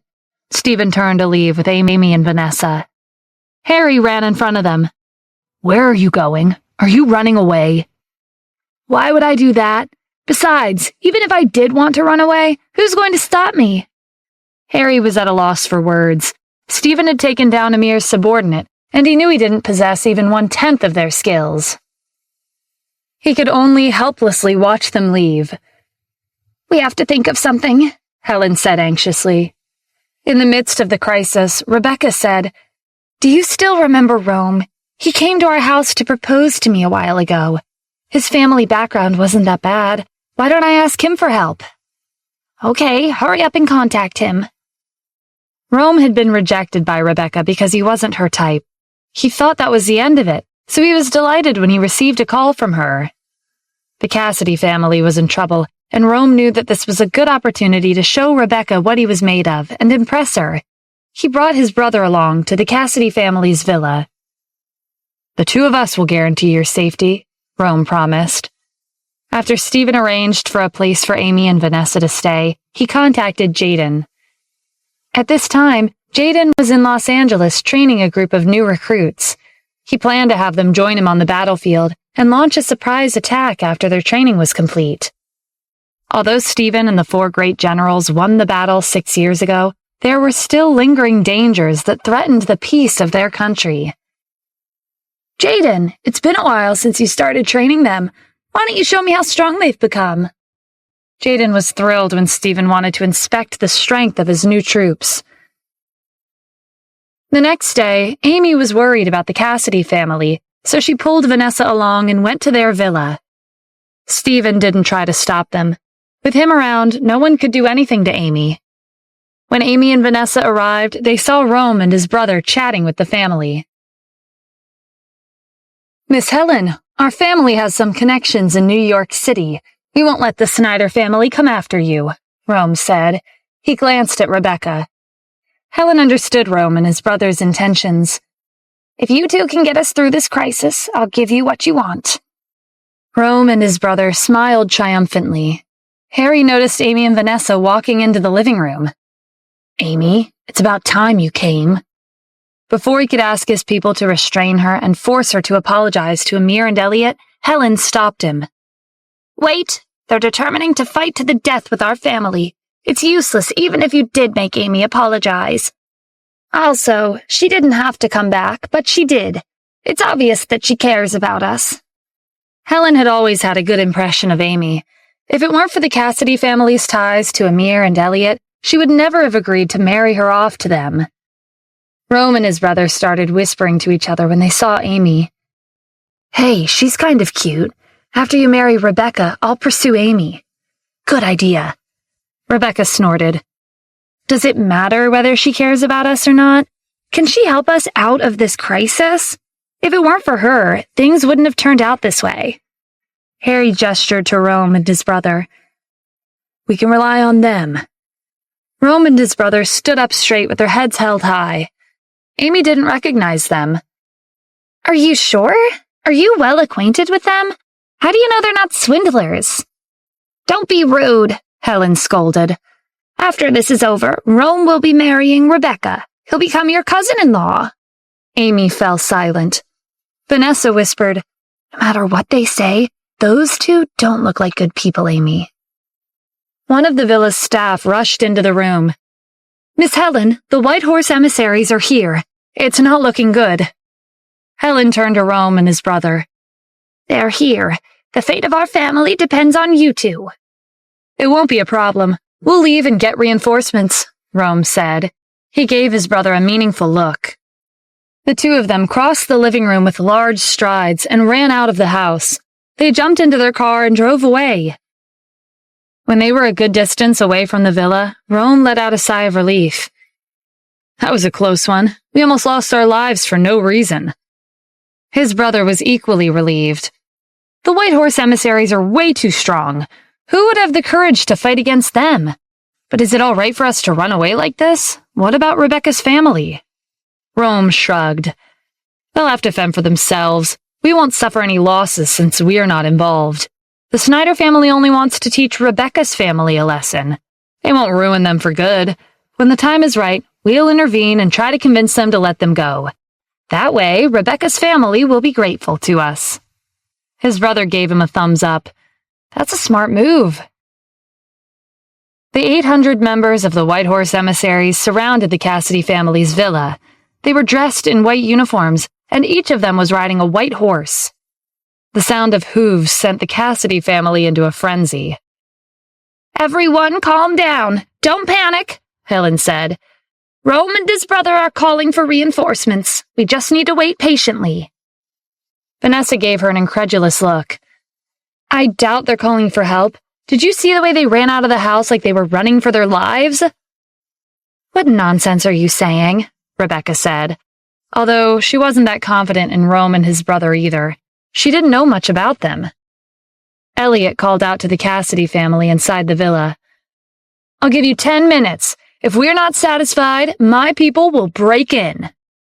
Elliot was confident with the White Horse emissaries accompanying him. Even Stephen would be no match for them. Elliot, let's not waste our time and get this over with. We'll attack in 10 minutes, Amir said. Today, we'll take down the Cassidy family and make Los Angeles understand how strong we really are. The minutes flew by. Now that things had come to this, Helen knew what Amir and Elliot wanted. There was only one decision she could make. I've decided to give up everything we have to the Snyder family. This is the only way. Helen steeled herself and prepared to walk out. Just then, footsteps sounded from outside the villa. 1,000 fully armed soldiers in uniform emerged from all directions, surrounding Amir, Elliot, and the White Horse emissaries. Amir looked around in confusion. What's going on? Elliot's eyes were wide. Why is the army here? The White Horse emissaries were formidable, but they couldn't be compared to Jaden's troops. 1,000 soldiers put their guns away and stood to the side, forming 2 rows and a path down the middle. Jaden walked to the front. Amir recognized his Major General uniform. He put on a smile. "Hello, sir. I apologize for disturbing you." Jaden scanned the White Horse emissaries. "What's going on? Why are you all gathered here?" "We don't mean any harm. We just have private conflicts that need to be resolved." "Personal conflicts that require horses? You're not affiliated with the military, and yet you've raised this many horses for battle. Isn't this treason?" Amir hurriedly denied it. "Sir, please calm down. You may confiscate the horses if you want. We're willing to give them to you. There are 800 of them. That's enough for you to form a cavalry." Under normal circumstances, Amir wouldn't back down, but the other party was a major general. They were no match for him. Jaden smiled. "In that case, I'll have to thank you for your generosity. I brought my troops out to train and picked up 800 horses along the way." It dawned on Amir that this was a setup. Everything was playing out like a coincidence. This was clearly a premeditated plan. "I'll be confiscating your horses. Withdraw from Los Angeles. Also, hand over 1/3 of your assets to Washington, D.C.'s government as tax revenue." Neither Amir nor Elliot were expecting this. "On what basis?" Elliot shouted. Jaden spun the dagger in his hand. "On this basis." Elliot snapped his mouth shut. "May I ask if you're acquainted with the Cassidy family?" Amir probed. "I have nothing to do with them. You and your son stirred up trouble and even brought the White Horse emissaries into Los Angeles. My boss asked me to settle this mess." "May I ask, who is your boss?" Jaden chuckled. "You don't have the right to know his identity, but I'll give you a hint. Your son has seen my boss before." One person flashed in Elliot's mind. Could it be him? Amir turned to him. "You have? Who is he?" Elliot whispered the answer. Amir's expression darkened. "You offended someone that a governor has to treat with respect? Are you out of your mind?" With Elliot's revelation and Jaden's actions, Amir had already realized that Stephen was out of their league. He should consider losing 1/3 of his assets a blessing. If Stephen wanted him to give up everything, he wouldn't be able to refuse. "It's over for us," Amir said. His tone was resigned. Jaden confiscated the 800 horses, and they lost 1/3 of their assets. The Snyder family no longer had the means to maintain their position in New York City. They disappeared from the city without a trace. When Helen went outside with the rest of the family, the Snyder family had already retreated. Jaden had also left with his troops and the horses. They only saw Stephen leaning against the gate, looking relaxed and casual. "Stop looking. They're gone," he said when Helen looked around for any signs of Amir, Elliot, and the White Horse emissaries. "You don't have to worry about the Snyder family anymore. They won't come looking for trouble again." "Did you get rid of them?" she asked. A voice from behind interrupted Stephen before he had a chance to respond. "Of course not. It was us. It was Rome and his brother." Stephen turned around in confusion. "Who are they?" "They're the ones who saved our family," Rebecca said. Stephen couldn't help but laugh. "Are you sure? Tell me, just how did they save you?" "We went to call for help," Rome said proudly. "Where are the reinforcements?" Stephen asked. "They've left." "Are you referring to the soldiers outside?" "Of course. Who else would I be talking about?" Stephen sneered. "I've never seen such shameless people before." Rome and his brother frowned. "Who are you, anyway? Are you questioning us?" Rebecca intervened and sided with Rome. "Stephen, what are you talking about? Our family was almost ruined, but you didn't show up until everything was over. It's thanks to Rome and his brother. Why are you trying to take credit for what they did?" "They're the ones taking credit for someone else's achievements." "That's nonsense. They don't have a military background. but they know plenty of government officials in New York City. They probably asked them for help, and they sent the nearby soldiers over. Rome nodded when he heard them backing up his lies. Yes, that's what happened. I don't believe you. Those soldiers had to have been here because of Stephen, Vanessa countered. If you think Rome called them here, then ask him to make a call and have those soldiers come back. Amy chimed in. Yeah, the misunderstanding will be cleared up if you call. Rome and his brother looked at each other, unsure of how to get out of this. They were relieved when Helen interjected. Stop arguing. What do you take the military for? They don't come and go as you please. That's right, Rome said quickly. Fortunately, Helen was here. Otherwise, their lies would have been exposed. Rome and his brother helped our family, so I won't go back on my word. A few days ago, Rome was here to propose to Rebecca. She rejected him, but I've decided to let that marriage happen. Thank you, Miss Helen. What about my brother? Rome's brother stared at Amy. She's not bad. I'm not marrying you, Amy said. He gestured to Vanessa. You're a good option, too. Dream on, Vanessa spat. I'm not part of their family. Rome turned to Helen. You're making things difficult for us. Don't worry, Rome. Rebecca will be marrying you, and your brother can marry Amy. This is the decision I've made for our family. From the way Helen addressed Rome, it was clear that she had a favorable impression of him and his brother. I object, Stephen said. I already told you, if Amy doesn't want to, then no one can force her. I'm the head of this family, Helen gritted out. Stephen challenging her in public was not a good look. Yes, you are, but getting married is a big deal. It doesn't make sense for you to hide this from Amy's parents. After Amy's marriage goes through, I'll tell Kim and her mother. There's no need to wait that long. I've already told them. I think they're probably in Los Angeles by now. As soon as these words left Stephen's mouth, the gates swung open. Natalie and Kim rushed in. Amy was glad to see them. Natalie was furious. If Stephen didn't call me, I wouldn't have even known that my own daughter was about to get married off to some random guy. Kim was also angry. Amy hasn't graduated yet. This isn't a good time for her to get married. What are you trying to accomplish? Harry tried to smooth things over when everyone ganged up on Helen. Kim, Aunt Natalie, we can explain.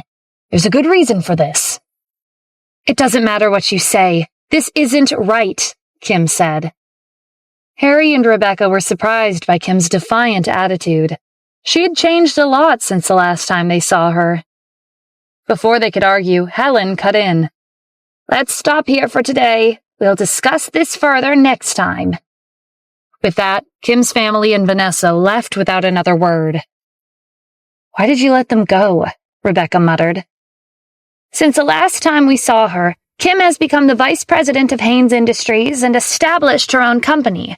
Now she's the CEO of Tanith Corporation, and she has the support of the Wyvern Group. Her wealth and status are much higher than ours. We have no choice but to give in. Kim is a successful businesswoman. We should maintain a good relationship with her.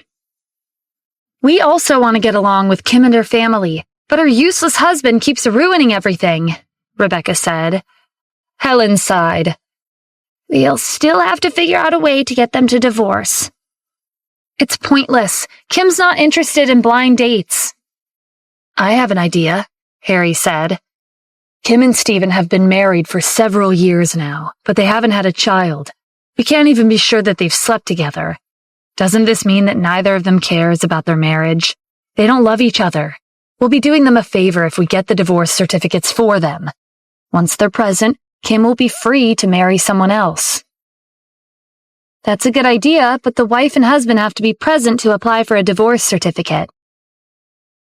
That won't be a problem with our family's connections.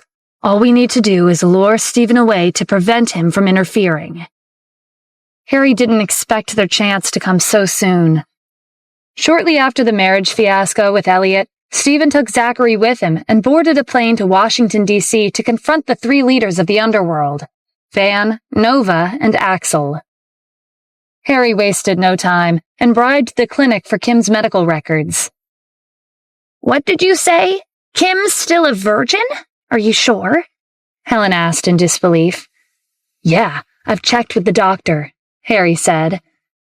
Then it's true that Kim and Stephen don't love each other. They don't care about their marriage. It won't matter if we file the divorce papers for them. I'll get it ready. Just as Harry stood up, Helen stopped him. Hold on, let's tell Kim's parents first. She's their daughter. They have a right to know. I don't want what happened with Amy to happen again. Do you think they'll agree to it? I'll convince them. Helen gave Natalie a call, and the next day, she arrived in Los Angeles with Kyle. Helen informed them of their decision to apply for a divorce certificate for Kim and Stephen. Natalie didn't have a good impression of Stephen, but she respected her daughter's opinion after many failed attempts to get them divorced. I think Kim should decide for herself. Kyle agreed with Natalie. If Kim knows about this, she'll refuse. She doesn't understand that we're doing this for her own good, Helen said. But if Kim finds out you did this before her back, she'll be angry. Natalie, why don't you understand our good intentions? Kim is the CEO of Tanith Corporation, and the Wyvern Group is supporting her. Her company's market value has reached several billion already. The market in Washington, D.C. is empty right now, and if Kim takes it over, her net worth will soar to 100 billion. Natalie sucked in a breath. 100 billion was enough for the Cassidy family to enter the ranks of the elite families in Washington, D.C., and Kim could achieve this by herself. Helen noticed that Natalie was a little moved by her words, so she pressed on. Think about what Stephen has done for her. Besides going out to buy groceries, preparing meals, and cleaning the house, what else can he do? If you let someone like him stay by Kim's side, he'll only drag her down. Harry leaned forward and spoke in a low voice. With Kim's status, our family's influence will expand. After the divorce, there will be many suitable partners pursuing her. Also, we checked Kim's recent medical records. She's not pregnant, and she's still a virgin. Natalie and Kyle's jaws dropped. Harry continued. It's obvious they don't love each other. Kim keeps refusing to get a divorce to keep up appearances. Don't you want her to be happy? Helen nodded in agreement. Natalie groaned. They've been married for several years. Why is her husband so useless? Doesn't he know how to make a move? But to apply for a divorce certificate, you'll need some form of identification, and they both have to be present. You're worrying too much. With our family's influence, why would we need to go through the cumbersome procedures? Just trust us, Helen said. After getting Natalie and Kyle's permission, Harry went straight to the Civil Affairs Bureau to apply for Kim and Stephen's divorce certificates. The entire process took less than 30 minutes. Natalie and Kyle were stunned by how easy it was. We're all set. Let's tell Kim the good news, Helen said. Kim, who was busy with work, was suddenly called back to Los Angeles. She had a bad feeling when she saw everyone from the Cassidy family gathered. What's going on? Helen had a serious look on her face. Kim, I called you here to inform you that you and Stephen are no longer husband and wife. She placed a document on the table. Here, these are your divorce certificates. Kim was confused as she picked up the document. It was a divorce certificate with a seal from the Civil Affairs Bureau. It was real. It hadn't been forged. What right do you have to do this? She demanded. Kim turned to Natalie and Kyle. Mom? Dad? Did you two agree? Natalie and Kyle were ashamed and lowered their heads, too afraid to meet her gaze. Kim, it's already been done. You have to accept it, Helen said. To be honest, you're thriving in your career. You're the CEO of Tanith Corporation, and the Wyvern Group is on your side. Stephen isn't worthy of you. We wanted you to get a divorce so that you could focus on your work in peace, without having someone else tie you down. The rest of the Cassidy family agreed. Instead of getting angry, Kim laughed at the sheer absurdity of the situation. Are you satisfied now that we're divorced? This is what you've all wanted since the very beginning, right? Without sparing them another glance, she stormed out of the house. Natalie watched her leave in concern. If we do this, we'll hurt her. I'm worried she won't be able to accept it. Don't worry, Helen said. As the CEO of Tanith Corporation, she's worth billions. How can she manage a big company if she can't even overcome a little setback? She'll come around. Natalie bit her lip, not knowing what to say. Helen glanced at her. Anyway, Kim's not the one we should be worried about. We have to tell Stephen the news so that he doesn't come here again. We have to make him understand that he and Kim are divorced and that he needs to stay away from her.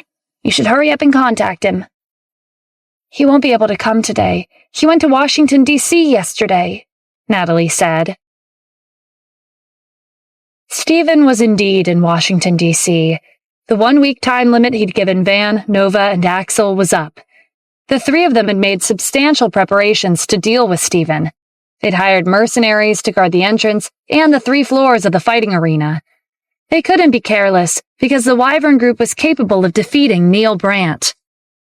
At this time, Van, Nova, and Axel were drinking at a table on the 3rd floor of the fighting arena.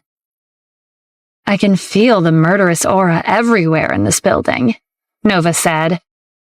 I've hired the best of the best. Even Stephen won't be able to do anything against them, Van said smugly. Axel shook his head. We shouldn't let our guard down. He's the one who took down Neil Brandt and Jer Wilkins' 2 students. I'm positive that it's because of him that the Wyvern group was able to grow so fast as a company. Van didn't think much of Axel's warning.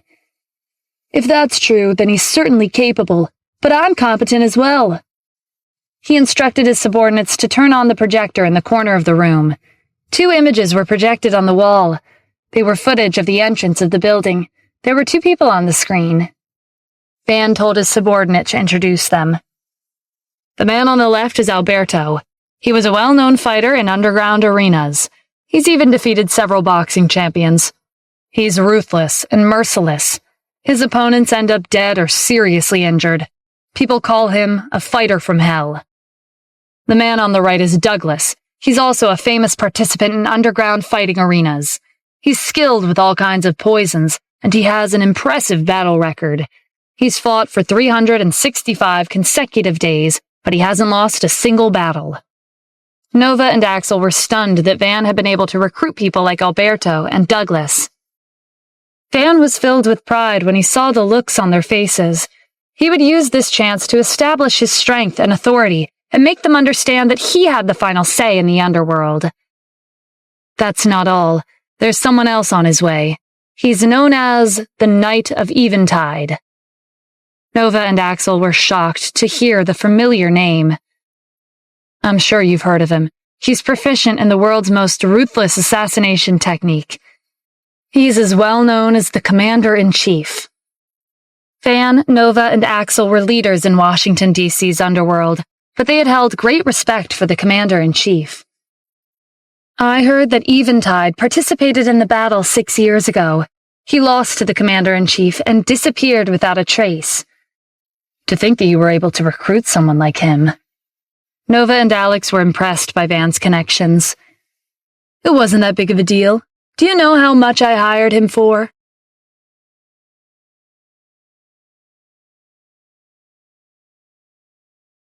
How much? Nova and Axel asked at the same time. It couldn't be a small amount. Van held up a hand. This much. $50 million? Nova guessed. Van shook his head. It couldn't possibly be 500 million, right? Alex asked. Congratulations, that's the right answer. I paid him 500 million. Van had spent 500 million to recruit the Knight of Eventide, and he also had many other skilled subordinates under his command. Nova and Axel had a feeling that defeating Van and taking over the underworld might not be feasible. Moreover, with the Knight of Eventide on their side, they didn't have to worry about Stephen. Unless the Commander-in-Chief were here, who would be able to defeat him. The sound of fighting drifted into the room. One of their subordinates rushed over. Someone broke in and injured many of our people. Van wasn't worried. Not bad. Stephen was able to break in even though our security was tight. Tell the others, whoever captures him alive will receive $100,000 as a reward. Whoever kills him will receive 500,000. If Van's subordinates and mercenaries heard about this generous reward, they would go all out in capturing or even killing Stephen. His plan might have worked against an ordinary person, but Stephen was anything but ordinary, and neither was Zachary. Stephen stood to the side while Zachary fought hundreds of people alone. They made their way up the floors until they were standing right in front of Van, Nova, and Axel's room. He's already made it up here. He's a worthy opponent. Tell Alberto and Douglas to retreat, and let Stephen in. He's here to negotiate with us. We wouldn't scare him away. Nova glanced at the table. Should we bring another chair over? No, just get another plate and fork. He's not on equal footing with the three of us. Nova and Axel laughed. Van was trying to show Stephen that he was outclassed. After Alberto and Douglas received the order to retreat, Stephen and Zachary entered the room. Stephen looked around and smirked. Are you all drinking? Yeah, why don't we have a drink together? Van smiled and motioned to the spot next to him. Have a seat. There was no chair for Stephen, but there was a set of cutlery on the table. It was obvious that Van wanted to put him down. I'll take you up on your kind offer, Stephen said. While he was walking over, Zachary knocked out a few of Van's subordinates and tossed them on the floor on top of each other.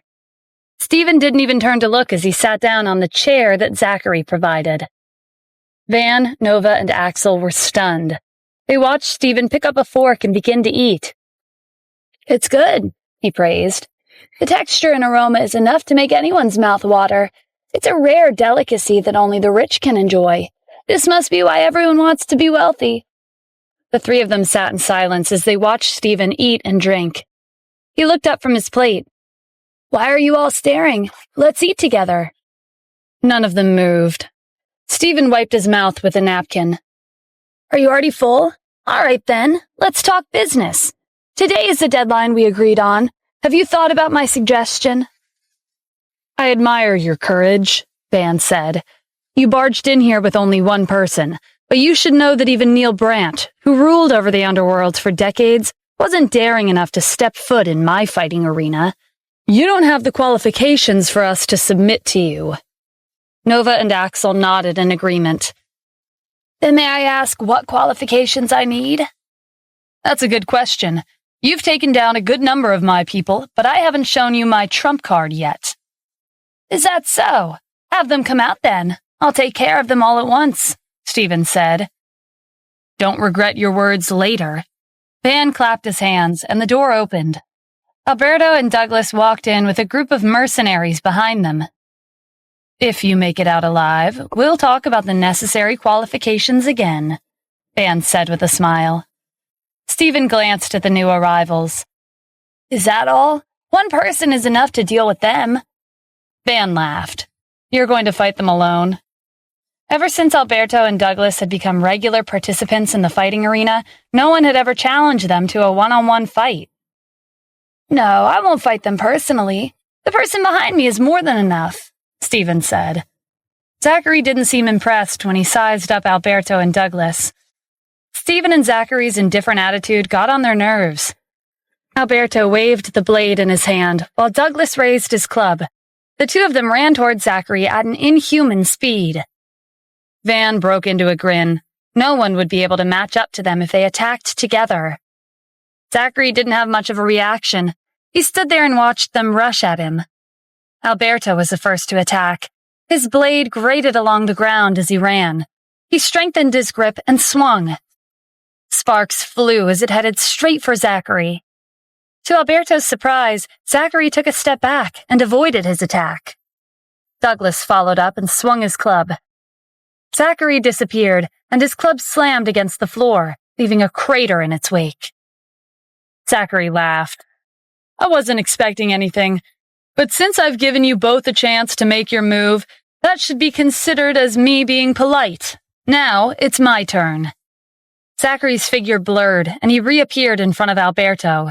He lunged for the hilt of the blade and slammed it into Alberto's chest. Alberto crashed heavily to the ground. A few of his ribs were broken. Douglas brandished his club and charged over once more. Zachary bent down and swept Douglas off his feet. He lost his balance and fell over. Zachary stepped on his back, pressing him against the floor. Van, Nova, and Axel were in disbelief that Alberto and Douglas had been defeated in less than 10 seconds. "What do you think?" Stephen asked with a smile. Nova and Axel kept quiet. Van's subordinates were the strongest among them. If even Alberto and Douglas were down, that meant they were no match for Stephen. Van refused to admit defeat. "It was all right. I haven't sent out my best subordinate yet." "Oh, really? So those two weren't your trump card? I'm curious. Who else is there?" "If I tell you now, it might scare you off. I'll give you a chance. Since he's not here yet, you should leave while you still can," Van warned. Zachary's face lit up. "You have someone stronger? That's more like it. I was beginning to think that these two were all you had." Stephen sighed. "It's never enough for you. He's still on his way. Be patient and wait." Van, Nova, and Axel were confused as to how they could be so confident. "We'll see how long you can act like you're all that." The Knight of Eventide possessed extraordinary strength. It was enough to kill Stephen and his companion in an instant. The only person who could survive was that person. Besides him, they couldn't think of anyone else who could fight Eventide head-on. 10 minutes later, footsteps sounded outside the door. The building seemed to shake with every step. The door flew open, and a muscular man walked inside. He was an expert boxer known as the Knight of Eventide. "You're finally here. Help me get rid of these two," Van said, gesturing to Stephen and Zachary. Eventide nodded and shifted his gaze. His heart raced in a panic when his eyes met Stephen's. It was the Commander-in-Chief. 6 years ago, Stephen had defeated him in a split second. His strength was terrifying, and it ingrained a fear within him that penetrated his bones. The fear lingered to this very day.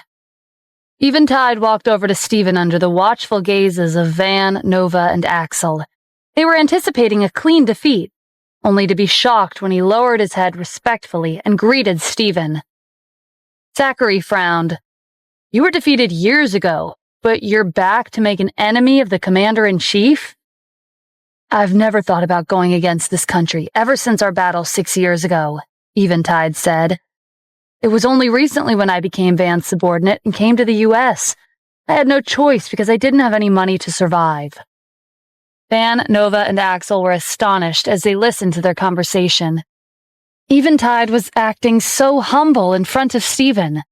They realized that they'd encountered a serious problem. The person they'd most likely provoked was the Commander-in-Chief, who they all respected.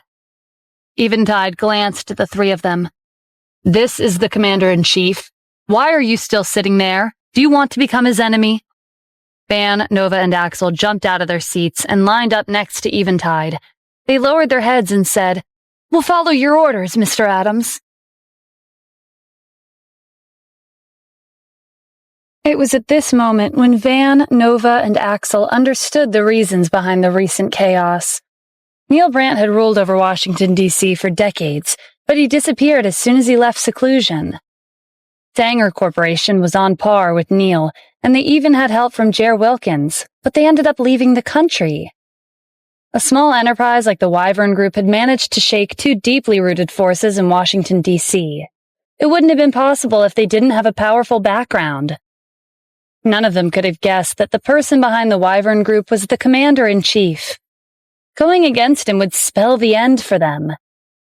"Great," Stephen said with a smile. "Are you willing to maintain the peace in the underworld?" Van, Nova, and Axel nodded. Stephen drummed his fingers on the table and began to think. "Eventide, you're considered one of the main war criminals who invaded our country 6 years ago. Your reappearance in the country is enough to sentence you to death. But seeing how sincere you are in admitting your mistake, I'll overlook it. How about this? If you leave the country on your own, I won't pursue you after what happened here today." "Thank you for your generosity," Eventide said. "However, I have one request." "What is it?" "Ever since our battle 6 years ago, I've been getting weaker as the days pass because of the lack of conflict. If you don't mind, I'd like to serve you and fight for you."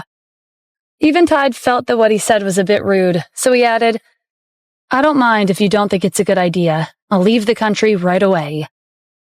Your suggestion is worth considering, Stephen said. With Eventide's capabilities, he could have visited any country, and they would have taken him in. But he chose to be Van's subordinate. This was proof that compared to the past, he didn't intend on going against the U.S. If Eventide left the U.S. and fell into the hands of another country, they could take advantage of his strength and become a threat. Stephen didn't want to see that happening. I accept, Stephen said. However, you're a war criminal. It's not convenient for you to appear in public. It would be best if you stayed by my side, ready to heed my commands at any time. Thank you, Mr. Adams. I'll be here whenever you need me. For someone like Eventide, staying by Stephen's side was the best place to be. Now that Eventide's issue was settled, Stephen turned to Van, Nova, and Axel. If you have any requests, please let us know, Van said. Stephen chuckled. I didn't come to Washington, D.C. to take over the underworld. I hope you three can work out your differences and coexist in peace. The influence of the underworld in Washington, D.C. touched every corner of the city. It was impossible to get rid of it all. Stephen's plan was to maintain the balance between Van, Nova, and Axel.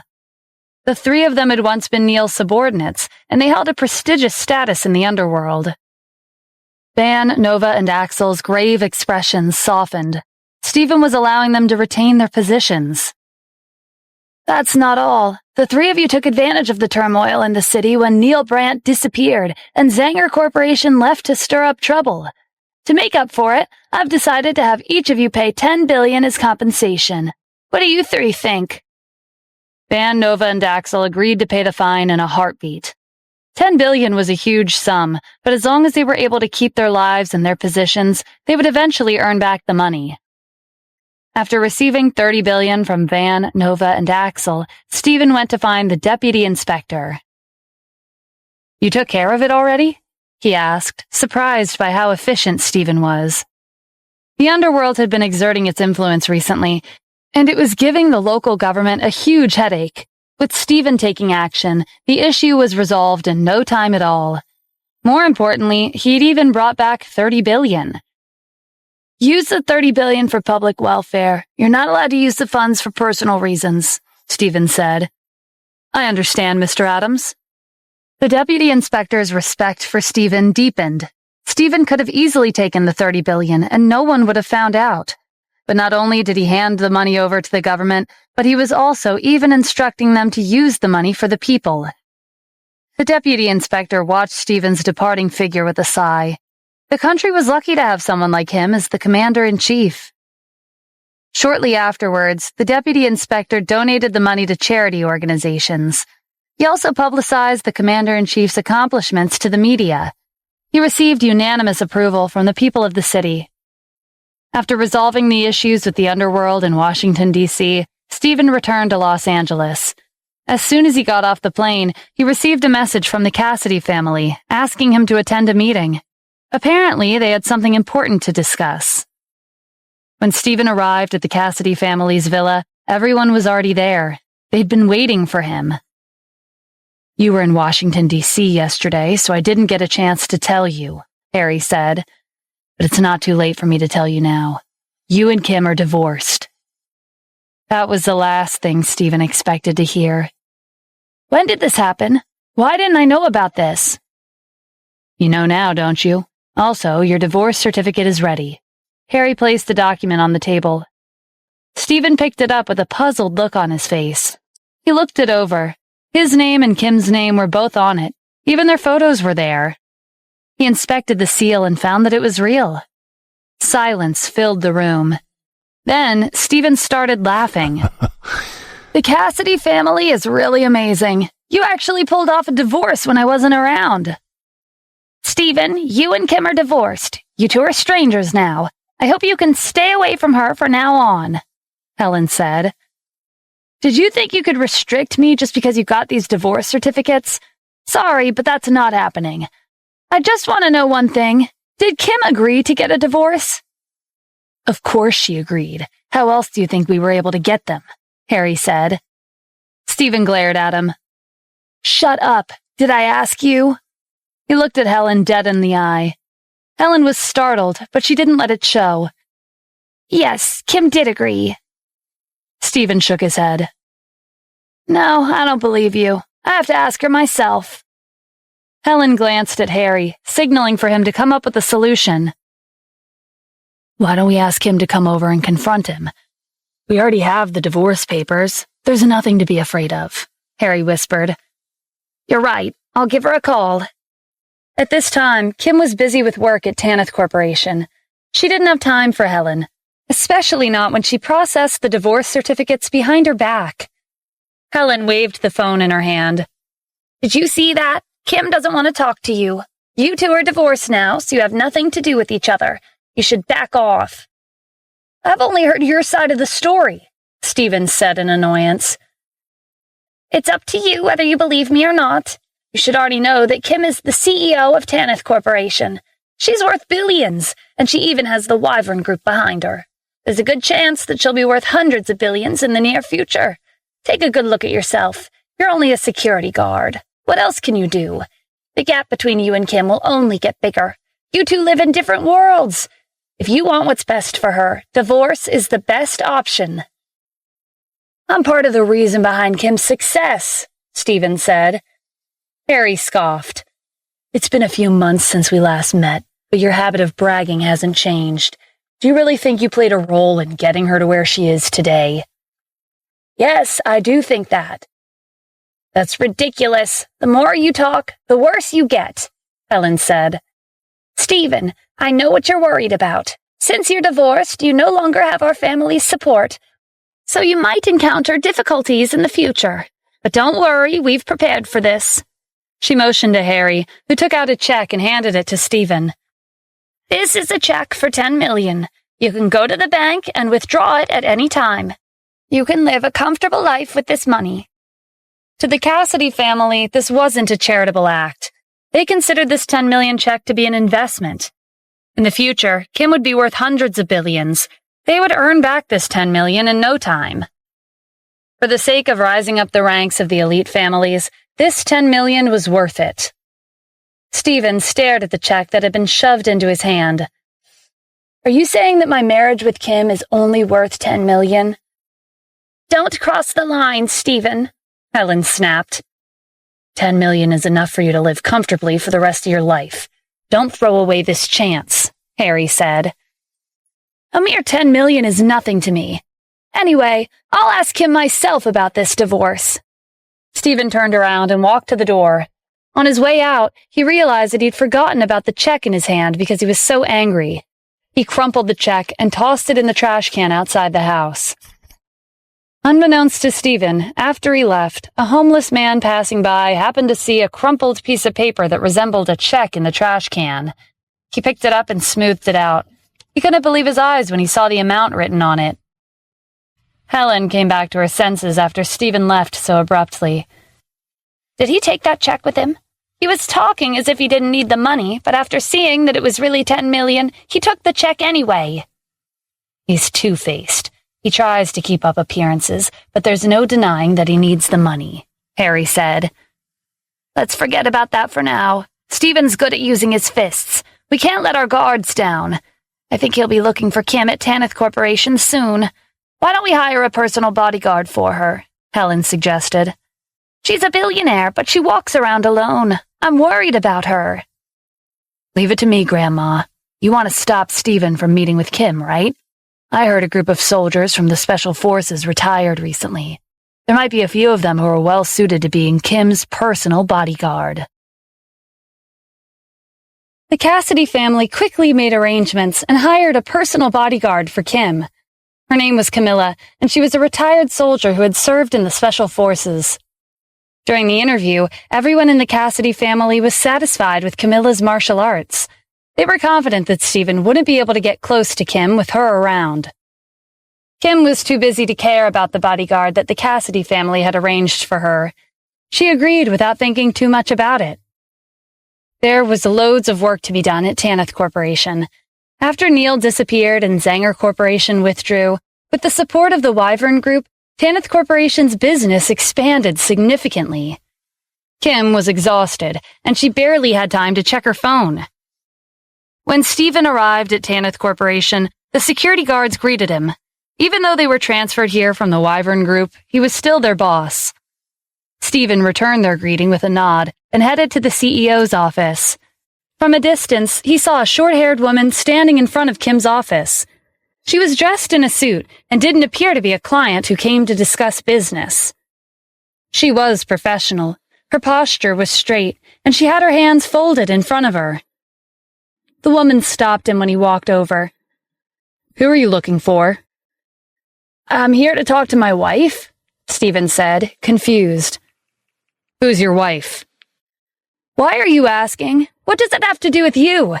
I've been wondering, who are you? Why are you standing in front of my wife's office?" "My name is Camilla. I'm Miss Kim's personal bodyguard." Camilla eyed Stephen suspiciously. "Wait, did you say this is your wife's office? Are you Miss Kim's husband, Stephen Adams?" "Yes, I am." Camilla tensed. When the Cassidy family hired her, they made it very clear that aside from ensuring Kim's safety, she was to prevent Stephen from getting close to Kim. Camilla stopped Stephen just as he was about to enter the office. "I'm sorry, you can't go inside." Stephen was even more confused. "Why not?" "Because it's my job." "Did Kim tell you to do this?" Camilla didn't say anything. Kim hadn't given her any instructions. Her silence was everything that Stephen needed to guess that the Cassidy family had hired this so-called personal bodyguard to prevent him from meeting Kim. But how could a bodyguard stop him? "If she didn't give you any specific instructions, then get out of my way," Stephen said coldly. "Why do I need someone else's permission to see my wife?" Camilla was displeased with Stephen's tone. No wonder the Cassidy family didn't like him. His attitude was annoying. Whether Kim gave her instructions or not, she had to do her job. Camilla assumed a fighting stance. "No, if you want to go in and meet with Miss Kim, you'll have to get through me first." Stephen was curious when he saw her posture. "Those are some big words. Who are you?" Camilla decided to reveal her glorious history to intimidate him. "Before I retired, I served in the 88th Legion of the Special Forces, the Skywolf Squad. I've made 2 honorable contributions in the past, 1 honorable deed of the 2nd rank, and 2nd place champion of the Special Forces Championship." Stephen nodded. "You're quite impressive. Sure enough, there are no weak soldiers under a strong general. Callan's soldiers are all strong and capable." Camilla was stunned when he mentioned the name of her commanding officer.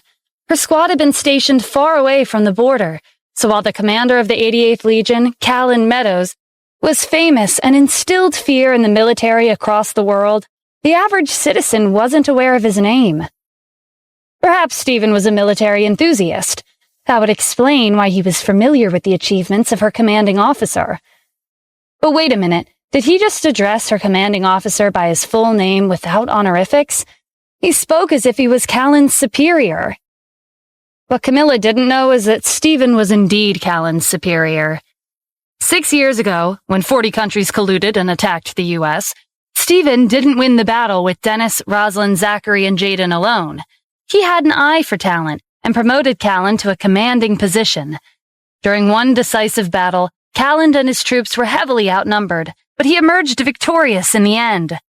After this battle, his name spread across the world, and he was appointed the commander of the 88th Legion of the Special Forces to coordinate the safety of the border. Besides being comrades back then, Stephen and Callan were also friends, so he'd addressed Callan in a friendly manner without honorifics out of habit. Camilla didn't see it that way. Her impression of Stephen hit rock bottom. "Who do you think you are? How dare you look down on Captain Meadows?" "When did I look down on him?" Stephen asked in confusion. After thinking over what he had just said, the pieces came together. Camilla had misunderstood him, but he didn't plan on explaining himself because there was no need for that. "Even if Callan was here, he wouldn't care if I called him by his first name." Camilla couldn't tolerate Stephen's disrespect for her most respected commanding officer. She realized that this was probably the reason why the Cassidy family had instructed her to prevent Stephen from meeting Kim. He was really annoying. Camilla raised her leg, preparing to sweep Stephen aside with her technique. It was her strongest technique, and she'd used it countless times on the battlefield. It was fierce and contained unmatched strength. Even if her opponents didn't die, they would end up being severely injured. As a martial arts practitioner, Stephen saw through the strength of Camilla's skill with a single glance. It was strong, but not strong enough to do him any damage. He stood in place and prepared to take her attack head-on. "Stop!" The door to the CEO's office swung open, and Kim stood at the doorway. Her gaze zeroed in on Camilla's raised leg. "What's going on here?" Camilla lowered her leg and straightened. "Miss Kim, he was trying to barge into your office and disturb your work." "Since when did I need your permission to see my wife?" Stephen snapped. Kim gave Camilla a thoughtful look. "Camilla, please give us some space." Kim knew very well why Stephen was here. Camilla hesitated, but she gave in. "Okay, Miss Kim. Call me if you need anything." After Camilla left, Stephen followed Kim into her office and took a seat on the couch across from her. "Kim, did you agree to get a divorce?" He couldn't give up until Kim told him the answer face to face. It was rare for Kim to see Stephen so nervous. He still cared about her. "No, I didn't. Grandma and the others processed the divorce papers through the back door without me knowing." Stephen's face brightened. "I knew you wouldn't have agreed to it." On the other hand, Kim's expression was gloomy. "Yeah, but so what? The divorce certificates are real. We're divorced. We're no longer husband and wife." "Is that what you were worried about? It's actually a good thing we're divorced. How could we be bound by a divorce certificate anyway?" "You've already accepted it?" Kim was surprised because Stephen wasn't the type of person who would submit so easily. She was kind of nervous that he didn't care all that much about their marriage. "That's right. Since we're legally divorced, it's better to just accept it." Kim was disappointed, but she regained her confidence when Stephen continued.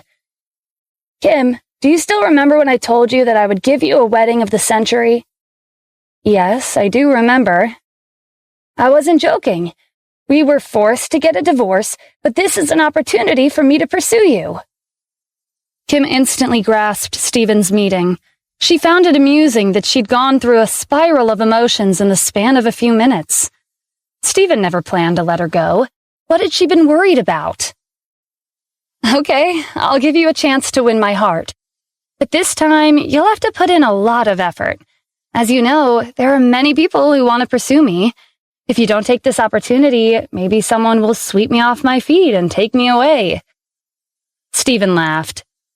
"Don't worry, I won't let them win.